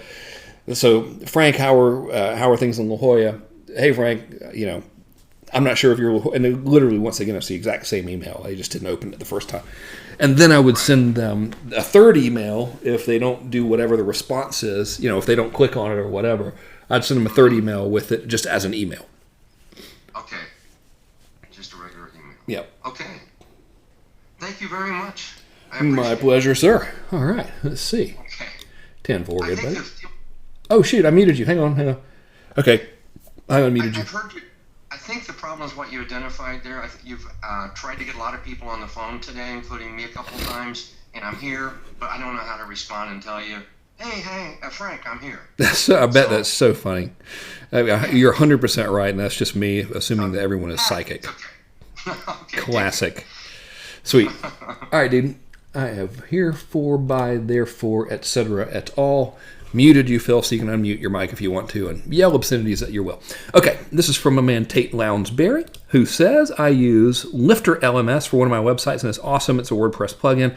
I chose that over Memberium years ago. You might check it out if you hadn't seen it yet. Thank you. Okay, so that's a little content management system called Lifter, Lifter LMS. I'll just text that down here for everybody because we all like checking out new tools and stuff. I know I do. So bad about that. I'm like, oh, a shiny object. Yeah, give it to me. Okay, let's see here. Okay.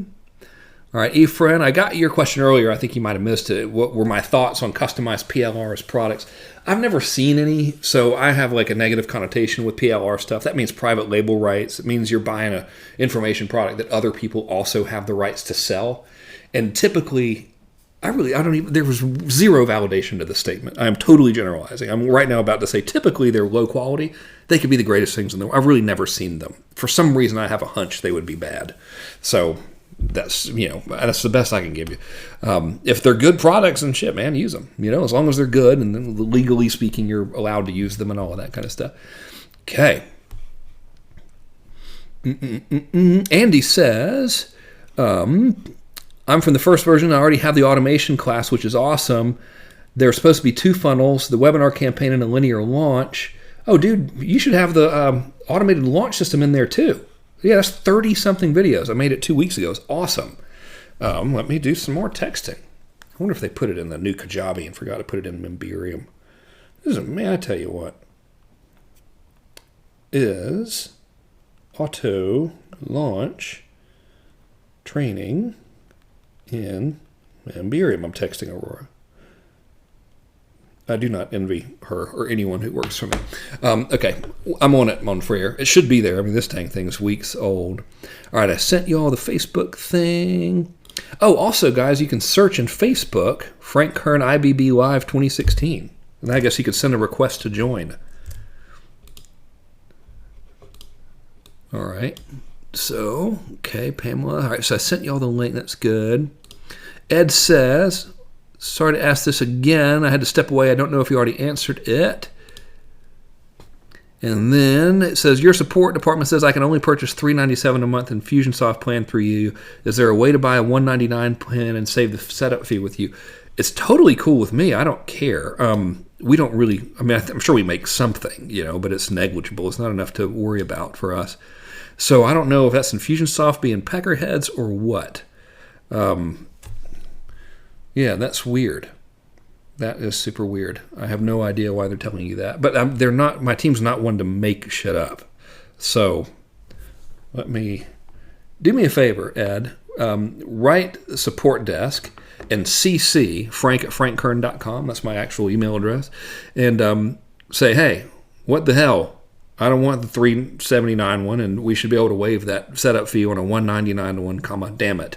And that'll have me in the loop, and then if I need to jump on someone over at Infusionsoft and yell, I will yell at them, because that's just stupid. Okay, got Mark, got Phil. Cohen says, you said that we get mass conversion 2.0 at our doormat. Does this mean it is shipped as a physical product? Yes, it is. If yes, do you ship it to Europe as well? Yes, we do. In fact, it is in transit. That was one of those things I didn't really think about before I said I'd do it.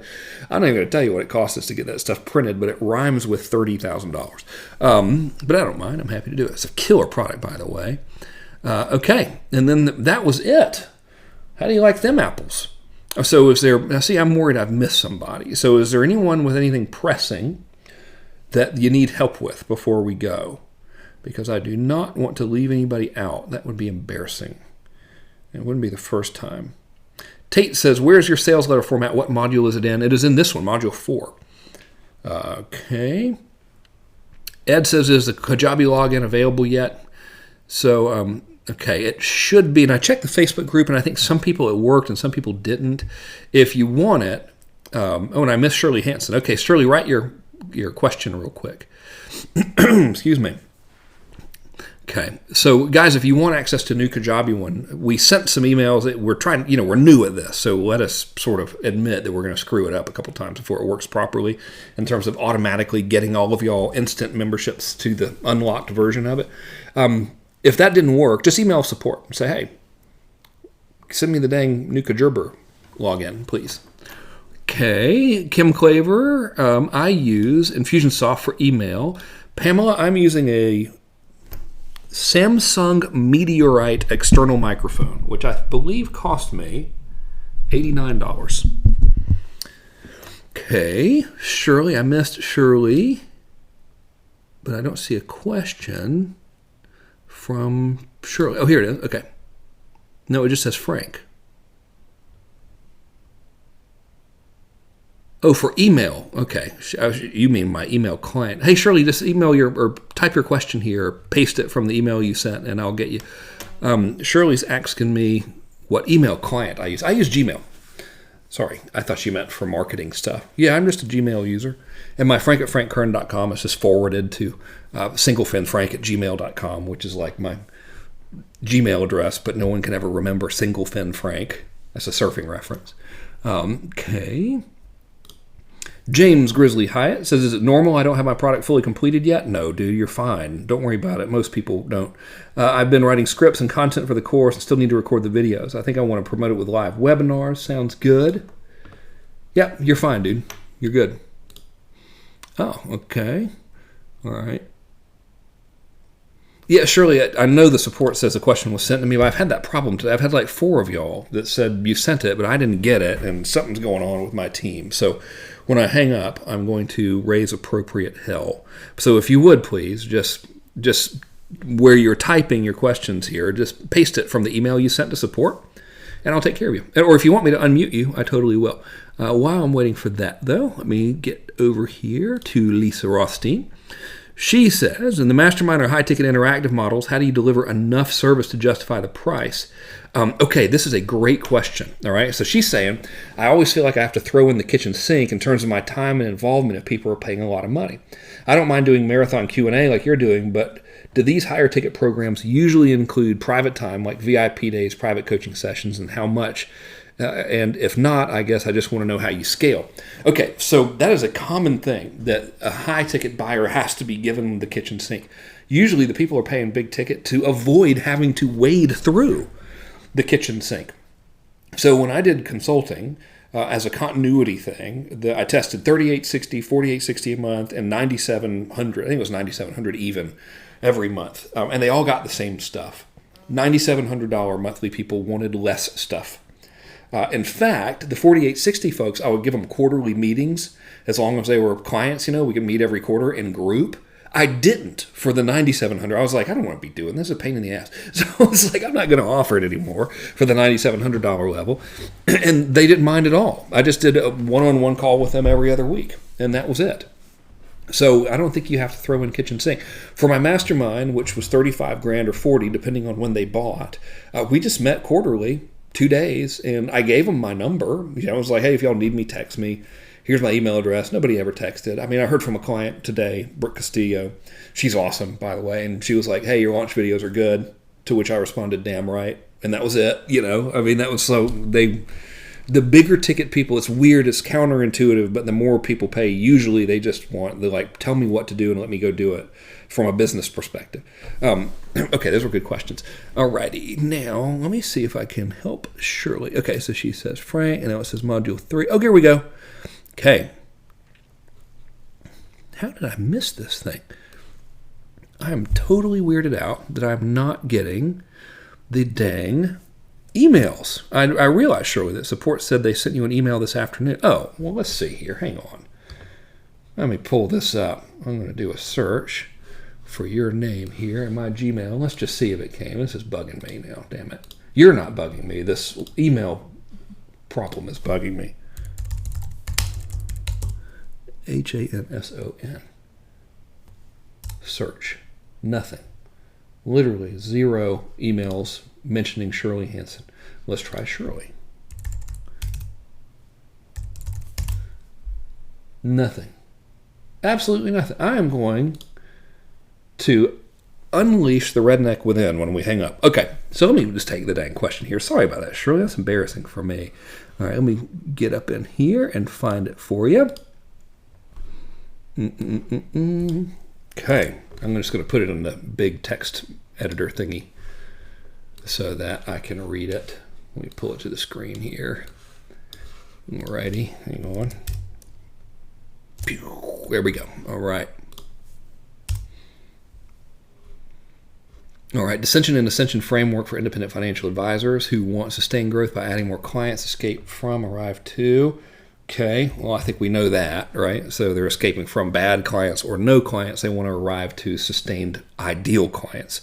So that's, I don't see it here, but it's probably a formatting issue because he probably made it cool looking in the thing that you sent to us.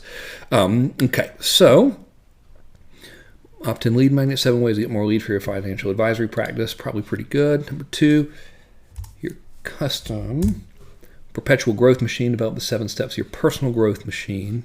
I wonder if you meant perpetual right here. Okay, create your communication positioning. All right. Personal coaching plus do it for you. Okay.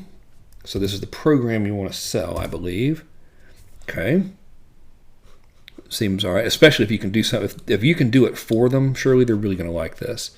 Number 3, activate growth with a white paper or free report done for them. Okay. All right, so you're building them the marketing materials. That works. They like to buy that kind of stuff. Just make sure it's really good now, because these folks are good people, and well, so most of them, but they're not dummies when it comes to like making sure something worked. Typically, they are dummies when it comes to continually doing what works. So I do have to say that. Number 4, influencer program, multimedia PDFs. Okay. All right, so that's just you teaching them some cool stuff. All right, that makes sense. If it's teaching them the things in here. Number 5, marketing power for financial advisors, electronic version of a book plus an exclusive new checklist. Okay, Bob Hanson's 5 steps, 4-fold, 36 month, $12.90, or paperback for $15. I would not mess with this at all unless there are one-click upsells. So if you've got this, put this and this as one-click upsells behind it. So if they take you up on this, they're presented with a one-click upsell pitch to be able to buy this. Otherwise, this is just not much to it. Okay, and then so everything's looking good here. Let me see. It cut off at module 3. Let me see. All right, you got more. So you're looking good, Shirley, but that's all I've got from you here. I mean, I see other things, but there's just no other questions in there. So I'm hanging on the module 3. But so far, everything looks fine. You're looking good. The best, by the way, is do it for you. So if you're starting with like nothing created, I would do this first. Actually build them stuff, because I know that they like to buy that. Okay, so I don't see a response from Shirley. I need you to type it in because I don't have you unmuted. But if there's more to come, I'm happy to help you. But so far, you're looking good. Oh, okay, yeah. So yes, do dissension, and yes, use a lead magnet. So your funnel would be opt-in. I would really just do a webinar. Opt in for a webinar and then sell this thing on the webinar. And don't try to get $7,500 out of them on the webinar. Have them book a session with you, a strategy session or an interview session.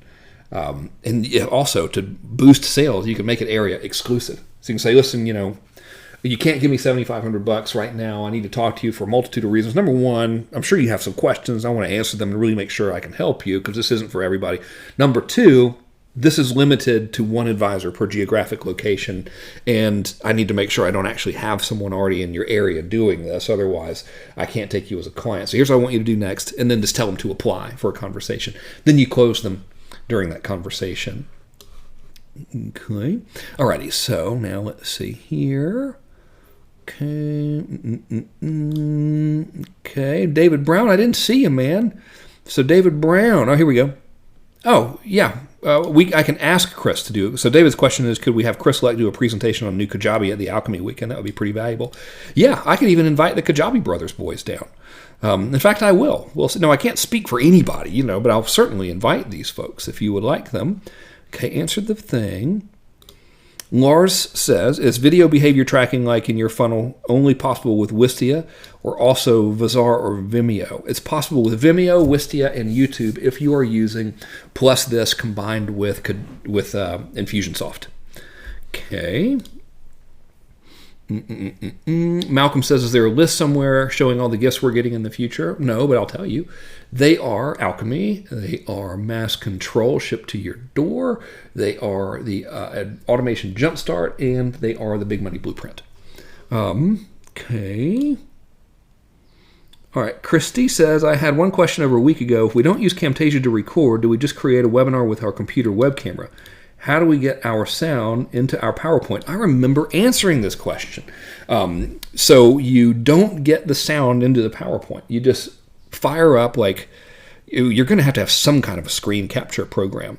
It doesn't have to be Camtasia. It could be anything that captures your screen and records it onto video. But I don't know why you wouldn't use Camtasia. It works well. Unless you're using a Mac, you might want to use ScreenFlow.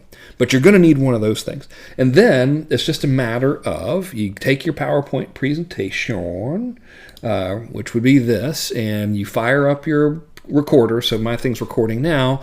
And then you just go, okay, and then hit play. And then start talking, yap, yap, yap, yap, yap, yap, yap. And then at the end of it, now you have a video. And so it's pretty simple how to do that. Let's see here. James says, is there any reason to hang on to a Squarespace account? I don't even know what Squarespace is. Kind of embarrassing, but I have no idea. Okay, so no. David Brown says, will our membership site be completely transferred to New Kajabi soon, like a week or two or before we finish at least? It's actually already there. Our issue is getting you your username and password quickly. We're trying to do that automatically. You probably already got emails from it, emails about it. And I think some folks were able to get in and some weren't. Just email support and say, hey, would you give me a link to the new members area? It's the same content. So, I've just organized it better. Because this Memberium thing was bugging me, so I just wanted to make it easier to consume. It's pretty cool, if I do say so myself. Okay, Pamela Riley says, New Kajabi has a launch promo cost special, hence so many Kajabi questions. I'm still feeling lost as to what would be a good idea to get. Optimized Press or Kajabi, Lead Pages, and Infusionsoft. Can you give an overview of what is needed? Okay, so Kajabi, you're only going to need Kajabi if you want to sell content which you password protect. And you don't have to use Kajabi. Optimized Press has a plugin that's free with Optimized Press called Optimized Member. You don't even have to use passwords. So like I told you all earlier, my wife doesn't use them. You buy her stuff and here's the page and there's no password required. You just get it. She just uses the honor system, which probably, the password stuff is likely unnecessary in a lot of cases.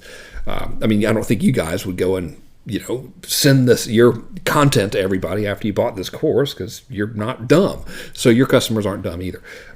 So Optimized Press, you will need that or something like it. So you say, should I use Optimized Press or Lead Pages? Well, they serve the same function. So it's a matter of personal preference. I would recommend Optimized Press, even though I love Lead Pages. Clay Collins, super cool guy. They're doing a hell of a good job. I like Optimized Press because you can totally have control over what you're building. Where Lead Pages and Kajabi for building pages, you're kind of limited to just their templates. Where with Optimized Press, you can make all kinds of. You can start with a blank page and literally build it any way you want. You do need Infusionsoft or something like Infusionsoft, like Aweber. So Infusionsoft's kind of expensive. You could use Aweber, which is cheap, So it's like 10 times less than Infusionsoft. It doesn't do as much hardcore automation, but you might not need as much hardcore automation. So it's a personal preference thing. If you're just getting started, I would try OptimizePress because it's a one-time payment, and then I would try like Aweber for your email management. And I'd start there, And then if you want to upgrade to Infusionsoft or something later, you can. And it's not hard to transfer your list from one to the other. It's easy, actually. So I would test that out. And I don't know, if you don't have a product ready to sell, I don't really know if you need Kajabi yet. And I bet if you howl loud enough, they will give you the discount anyway later on. Okay, let's see here. Okay, so Cohen, yeah, I think we emailed the credentials, but I was looking at our Facebook group, and it seems like they worked for 1.3% of people, which this is for the new Kajabi membership site, which, again, is literally the same content that's already in Memberium. I just organized it better because I was getting frustrated with Memberium. So it'll be a couple days before we sort out how to automatically give you guys access to it without having to individually go one person at a time and create an account. We're trying to avoid having to do that. Okay.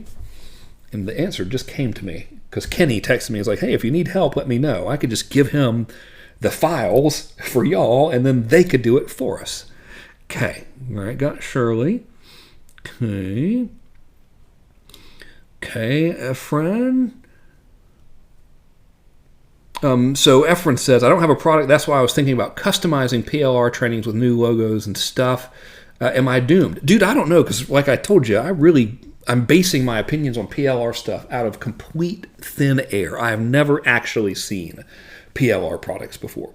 So they could be the greatest products in the world, and I'm over here saying they're crappy because I just have a hunch that they are, but I really have no clue.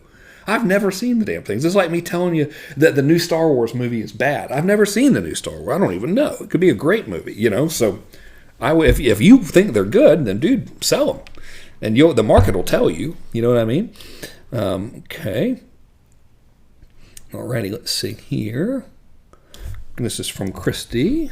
Once again, I will fire this sucker up right here. It's a longer one, so when y'all write the longer ones, I got to do this. Oh, look, it formatted properly. Yay. Okay. She, for the record, can spell. I just didn't copy properly. Thank you for answering questions. It's almost like a personal conversation, so appreciated. My pleasure. I have one question I need to clarify. I asked how to record a tutorial and need to know how to add the voice. I didn't use Camtasia yet, and I need to know how to add the voice to my PowerPoint slides. Can we just use a computer, or do we need a headset for better results?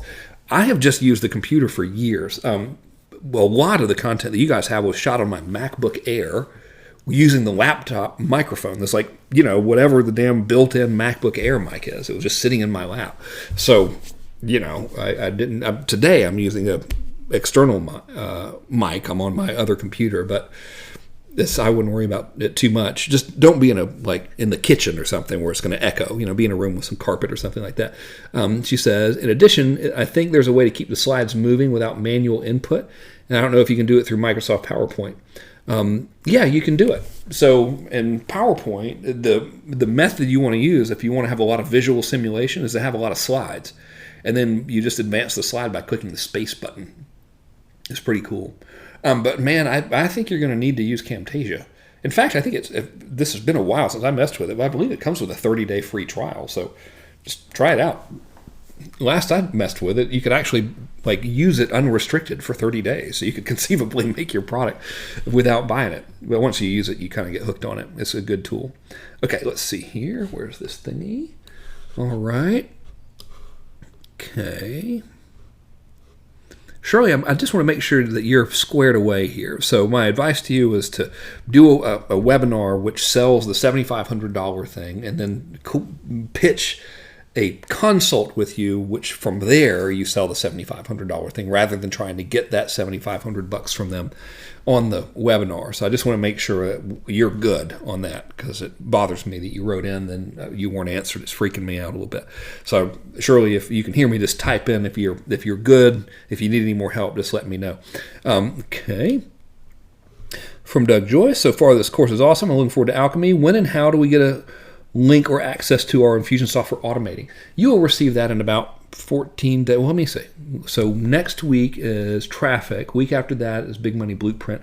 Week after that, the automation training unlocks. So however many weeks that was. 2 more? Is that, no, 3? Hell, I don't know. 2 or 3 weeks. Okay. Malcolm says, is there a flowchart you've made showing all the vendors, i.e. Infusionsoft and their use that we will need for a particular task in the direct response business? I have not made such a flowchart. But dude, I mean, you just need, really, at the end of the day, a thing to build pages and an automation system. So OptimizePress and Infusionsoft can get you pretty dang far, you know. I'm just throwing out all these other tools as options, right? Because I don't want anyone to feel like they have to be stuck with something. But if it were me, you say you can only have 2 things. I'd be like, well, give me OptimizePress and Infusionsoft.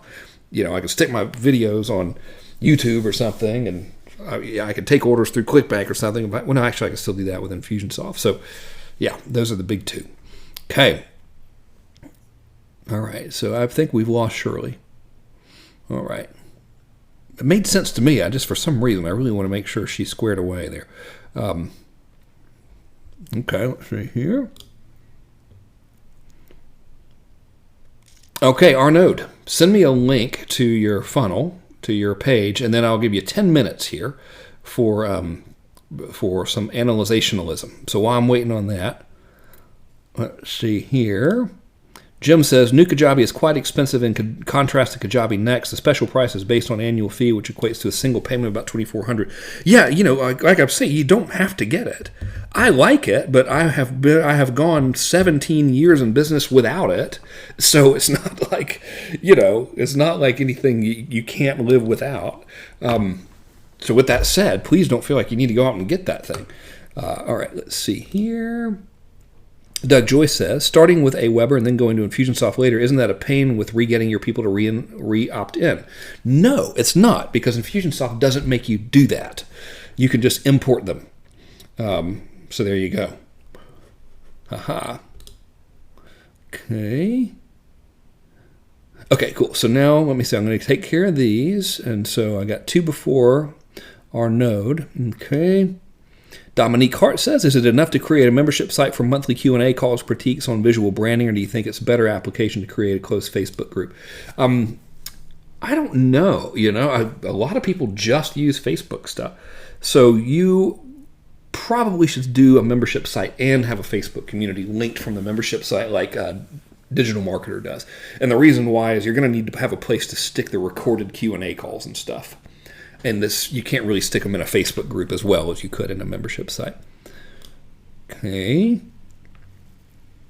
Okay, got that. Okay, and now. All right, so this is Dominique, and then I'll get you, Arnaud. One more from Dominique. She says, do you suggest to sell consults on a webinar a certain 4-figure price point? What if that 4-figure price is live visual branding intensive? Do you still suggest selling a consultation, or is this in case offer both? Man, it really depends on your ability to pitch. Okay, so if you're selling something, let's say it's $2,000 and under, I think you can ask directly for the order. If it's above $2,000 and you really don't have a super strong bond with your audience and you're not really good at pitching, I would 2-step it. It's just easier. It's an easier, put yourself in the prospect's shoes. You know what I mean? So, yeah, there isn't a hard and fast rule or anything, but I would just, that's my recommendation. I've done both, so, you know, there is that. Okay, now let's see. It is time for our man, Arnaud. Where's my controller thingy? Here it is. I'm about to bring you on, man. You're about to be a presenter. And make presenter. Okay, buddy.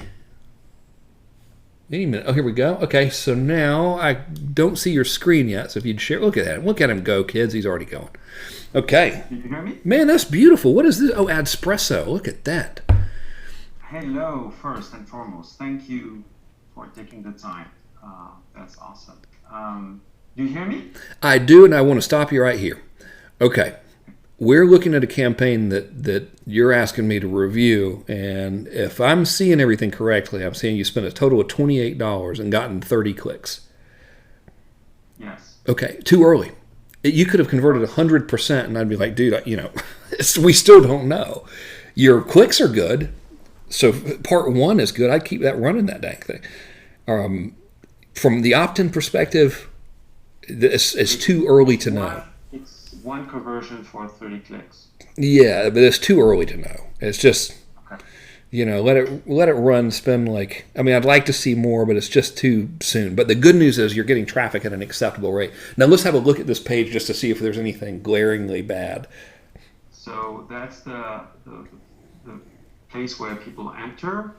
So So it's for women that feel disempowered and wants to feel like more their feminine self and let go of the relationship issues they have, and that's that. And so if I click on I am ready, I get here to the offer of the free ebook and also a free 45 minutes call offered by my wife. Okay, so here's where that we do need fixing. So I'm not psychic, but I think I think this is going to be a problem. And the reason why is we're asking them to essentially go home with us, and we haven't been to dinner yet, metaphorically. So if they're strangers and they're clicking on an ad and they're seeing this page and the thing that they can do. I'm sorry, I'm cutting you off, but right now that the ads are going to people that know Roxana or friends of Roxana. Mm-hmm, AKA strangers. Friends of friends are strangers. And the Facebook friends are also strangers. Typically, because I got 4,000 Facebook friends. I don't know who the hell they are. You know what I mean? So I'm sure they're nice, but I have no clue. So I'll see people's feeds. And I'm like, how is this guy like? So we need to get him. We need to offer him a free report or something, some kind of lead magnet. And then step 2 is we need to give them some cool stuff, like ideally videos or articles from her. And then the articles or videos, ideally videos, are quote unquote selling that consultation. Even if it's a free one. Yes, definitely. Oh my God. This dude is time. So, I don't know about you, but I go through great pains to avoid having to actually have human interaction unless it is absolutely necessary. And I think most people are the same way. Thus texting, Okay. Great. Thank you. Beautiful page though. From a design perspective, it looks really pretty. Awesome. Wow. What'd you build it in? Huh? What did you build it in? Using WordPress. Wow, it looks good. Did you use Optimized Press or just regular old WordPress? No, regular WordPress. You must be one of them people who's good at WordPressing. Well, yeah, don't have much of a choice to make things happen. Yeah, well, it looks nice, man. I like it. But yeah, let's give them a free report or something, dude. We got to give them a... Yeah. So, actually, we already offer the free report. It's here, the free ebook. But, look at the... So, look at what we're selling them, okay? We're saying you can get a free ebook. But there's no, free ebook about what? What's it going to do? We need to sell that thing. Every step of the way needs to be sold really hard. Okay. I'll give you an example. In my mass conversion launch, it's the one where there's the video of me with the Rolls Royce and all of that mess, It's a 30-minute video just to get them to opt in to get a free template. Mm-hmm.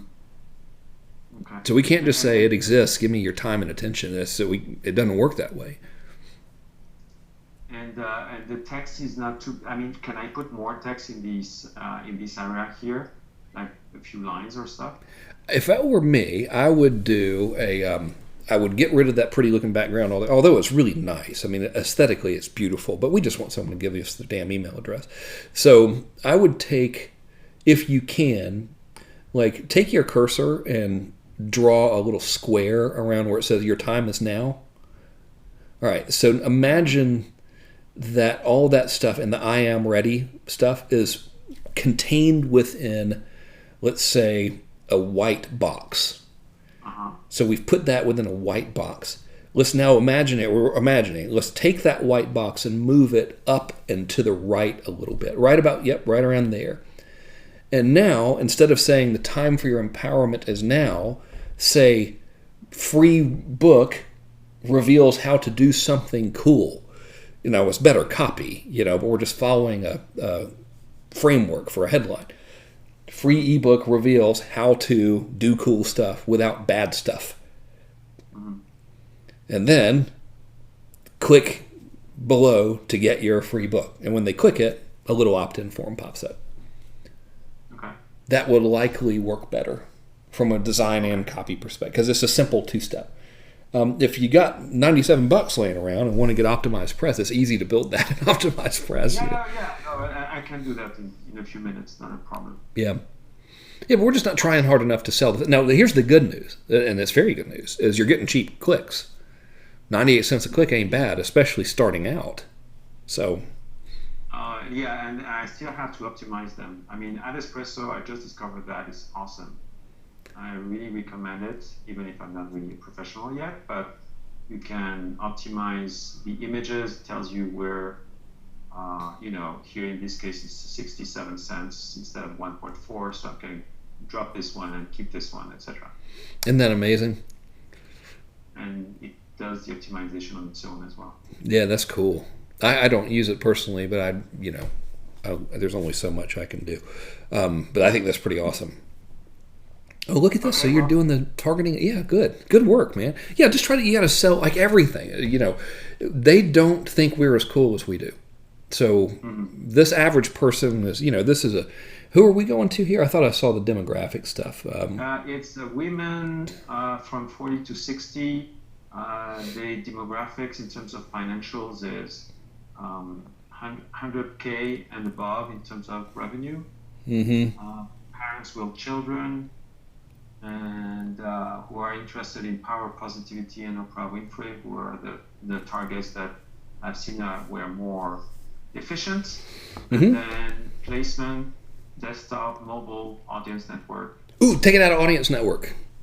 Okay. Yeah, that's notoriously bad. Bad in terms of what? They don't convert. As a general, I mean, I'm generalizing again, so beware, but they are not known for converting well. Okay, so I'll get rid of that. And yeah, the great thing is, if in ads reporting, I can graph the image with the headlines, for instance, and see how they are working in terms of CTR and CPC and whatnot. That's beautiful. Yep, you just got to sell it. I mean, think about this lady. She's 40 plus. She's married. She's got kids. She's got Instagram. She's got Facebook. She might have a job. All of that stuff is more important than me and you. So we got to grab her. Okay. And that page does.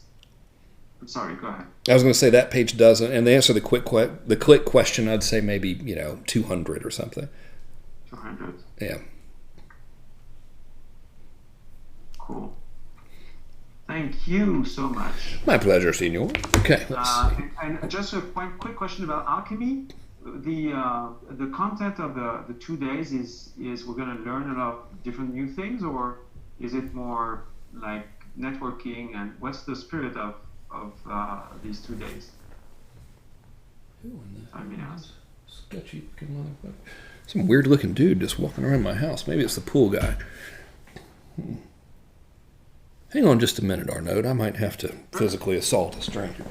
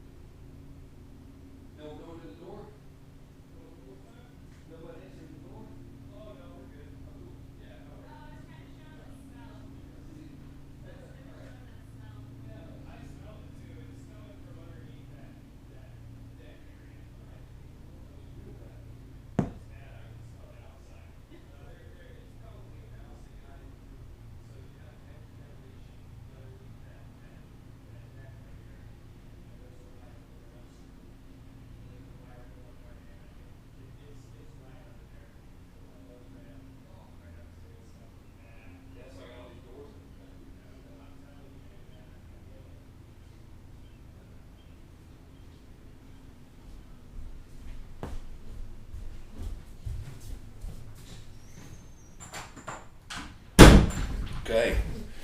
Strangers don't fare well coming to the house with 3 daughters. All right, man. So that's it. I don't know if you heard me about Alchemy. Yeah. So it's all like, remember when I was doing the funnel diagramming and stuff? It's that kind of stuff. So I don't have a formal agenda, and I likely won't have a formal agenda until roughly 11:30 p.m. the night before Alchemy starts. That's just the way I do events. I wouldn't recommend that approach, by the way. It's a little stressful. So it's all about funnels and stuff. So it's this kind of stuff, what you're asking me about now. Yeah, I mean, I just wanted to know the spirit, not the actual detail. Yeah. I'm sure it's going to be awesome anyway, but... well, maybe. Probably good, but, no pressure from either. It's all about turning advertising into profit through automation. And at this stage, I don't have any guests scheduled. I don't intend to even offer anything. If I do, it'll be the implementation workshop. I might ask Keith and Ralph, who run my, I almost said my Photoshop, my Facebook ads for me, to come and speak. And I might ask the Kajabi boys to come, but that's it. So it is not a networking pitch fest thing. If you're trying to ask that politely, which I appreciate the polite approach, but it's not that. Okay, awesome. Well, thank you so much, and thank you for all that you're doing for us, and have an amazing day. You too. All right. It's all about the copy sometimes, y'all. But my man was getting good. He was getting good. What do you call it there? Hang on, you're still presenter, by the way. Okay, now it is me. Let me put my screen back on here. Okay, so you're good, Arnaud. All right, so let's see here. Let me fire up these questions again. They got small on us. All righty, there we go. Look at my man, New York Joe. Now, New York Joe says, for your current IB launch, how did you do market validation? Who is your customer? What templates did you use from OP? Let's see. So I have already forgotten. Seriously, I have totally forgotten what I used. Oh, dude, but look, I have my links right here. So let's see. Good Lord. What in the world page did I use for that? Cold traffic opt-in. Let's see. I mean, it's been a week, so I've forgotten the template. Let's look at what I built. I built these myself, so that is kind of a warning that you're about to see awful looking stuff. In terms of market validation, I didn't do any. I went to Keith and Ralph because they've run ads for me so long. I just said, hey, here's $6,000. Let's get some traffic. And so they just chose audiences we've already run traffic to. Oh, this is what I used, this template. And this is a new template, which I should upload for y'all, but I hadn't tested it prior to uploading it, and it worked really, really well. Conversion was high, but this is it. I mean, super basic. But this goes to like the point I was trying to make for Arnaud. Look, I'm pitching here. I'm not just saying, hey, there's a thing, you can get it. It's benefit, reason why you want it, call to action. And you can actually also build these pages in Megaphone, but it's you'd have to pay monthly. Okay, so let's see here. So I got Dominique. Judy is asking that she won't be able to attend Alchemy, and how long after Alchemy will we have access to the recordings? Forever is the answer. I'll put them in the members area for you. Okay. James says, how does Facebook get stats about the net worth of individuals? They've partnered with Experian. So Experian actually has that data, and they're some sort of database, chicanery. Well, not technically not chicanery. That's a bad word to use. Database, magic is going on there. Okay. Nora says she read an article that said an ebook is out of the trend as a lead magnet and videos are now the thing. What do you think? I think that nobody knows the answer to that question except for the market, and I think all markets are different. So I would wonder how many split tests against how many different markets. Sorry, my screen's not on. Thanks, y'all. How many split tests against how many different markets have actually been run by the person who wrote the article? And the answer is probably like not many. Okay, so Matano, send me your stuff to Frank at frankkern.com. He teaches people how to kill each other, and I definitely need to know how to be more violent and impulsive. That would be great. Let's see here. He says pool guys can be dangerous. It wasn't even the pool guy. It was the guy who was getting rid of a dead mouse. There's something this is so redneck. There's something has died outside of my dang house, and it smells, and I can't find it, and it's disgusting. So there you go. Okay, let's see here, and this is the final countdown. Do-do-do-do. So Andy has also said, can't make it to Alchemy. It's his son's first birthday. I tell you, your children are so selfish. You and Ryan Dice. Will Alchemy videos be available? Yes, I'm recording it for you, so you can have them. And Christine Peters, yes, I said we'll record Alchemy, and it will be in your members section. So that'll get them. All right, y'all, that was a good call for today. So with that, if I've missed anyone, just email me. Just support at frankkernhelpdesk.com, and I'm going to call them now after having some food and yell and scream, stomp feet, gnash teeth, pull hair, etc. Because I don't like this, my not getting the questions business, if something is wrong there. So it was good talking to y'all. Real good work, everybody. Real happy to be doing this with you. I'm going to miss it, actually. So keep it up, and I'll talk to y'all next Thursday. 10-4, good buddies. Come on back. See you later. All right, how do I end this thing? I've already forgotten. Oh, yes, the X button and then the end webinar. Okay, now we're going. See y'all. All right, you folks at home here, I'll end the recording too. Okay, take it easy.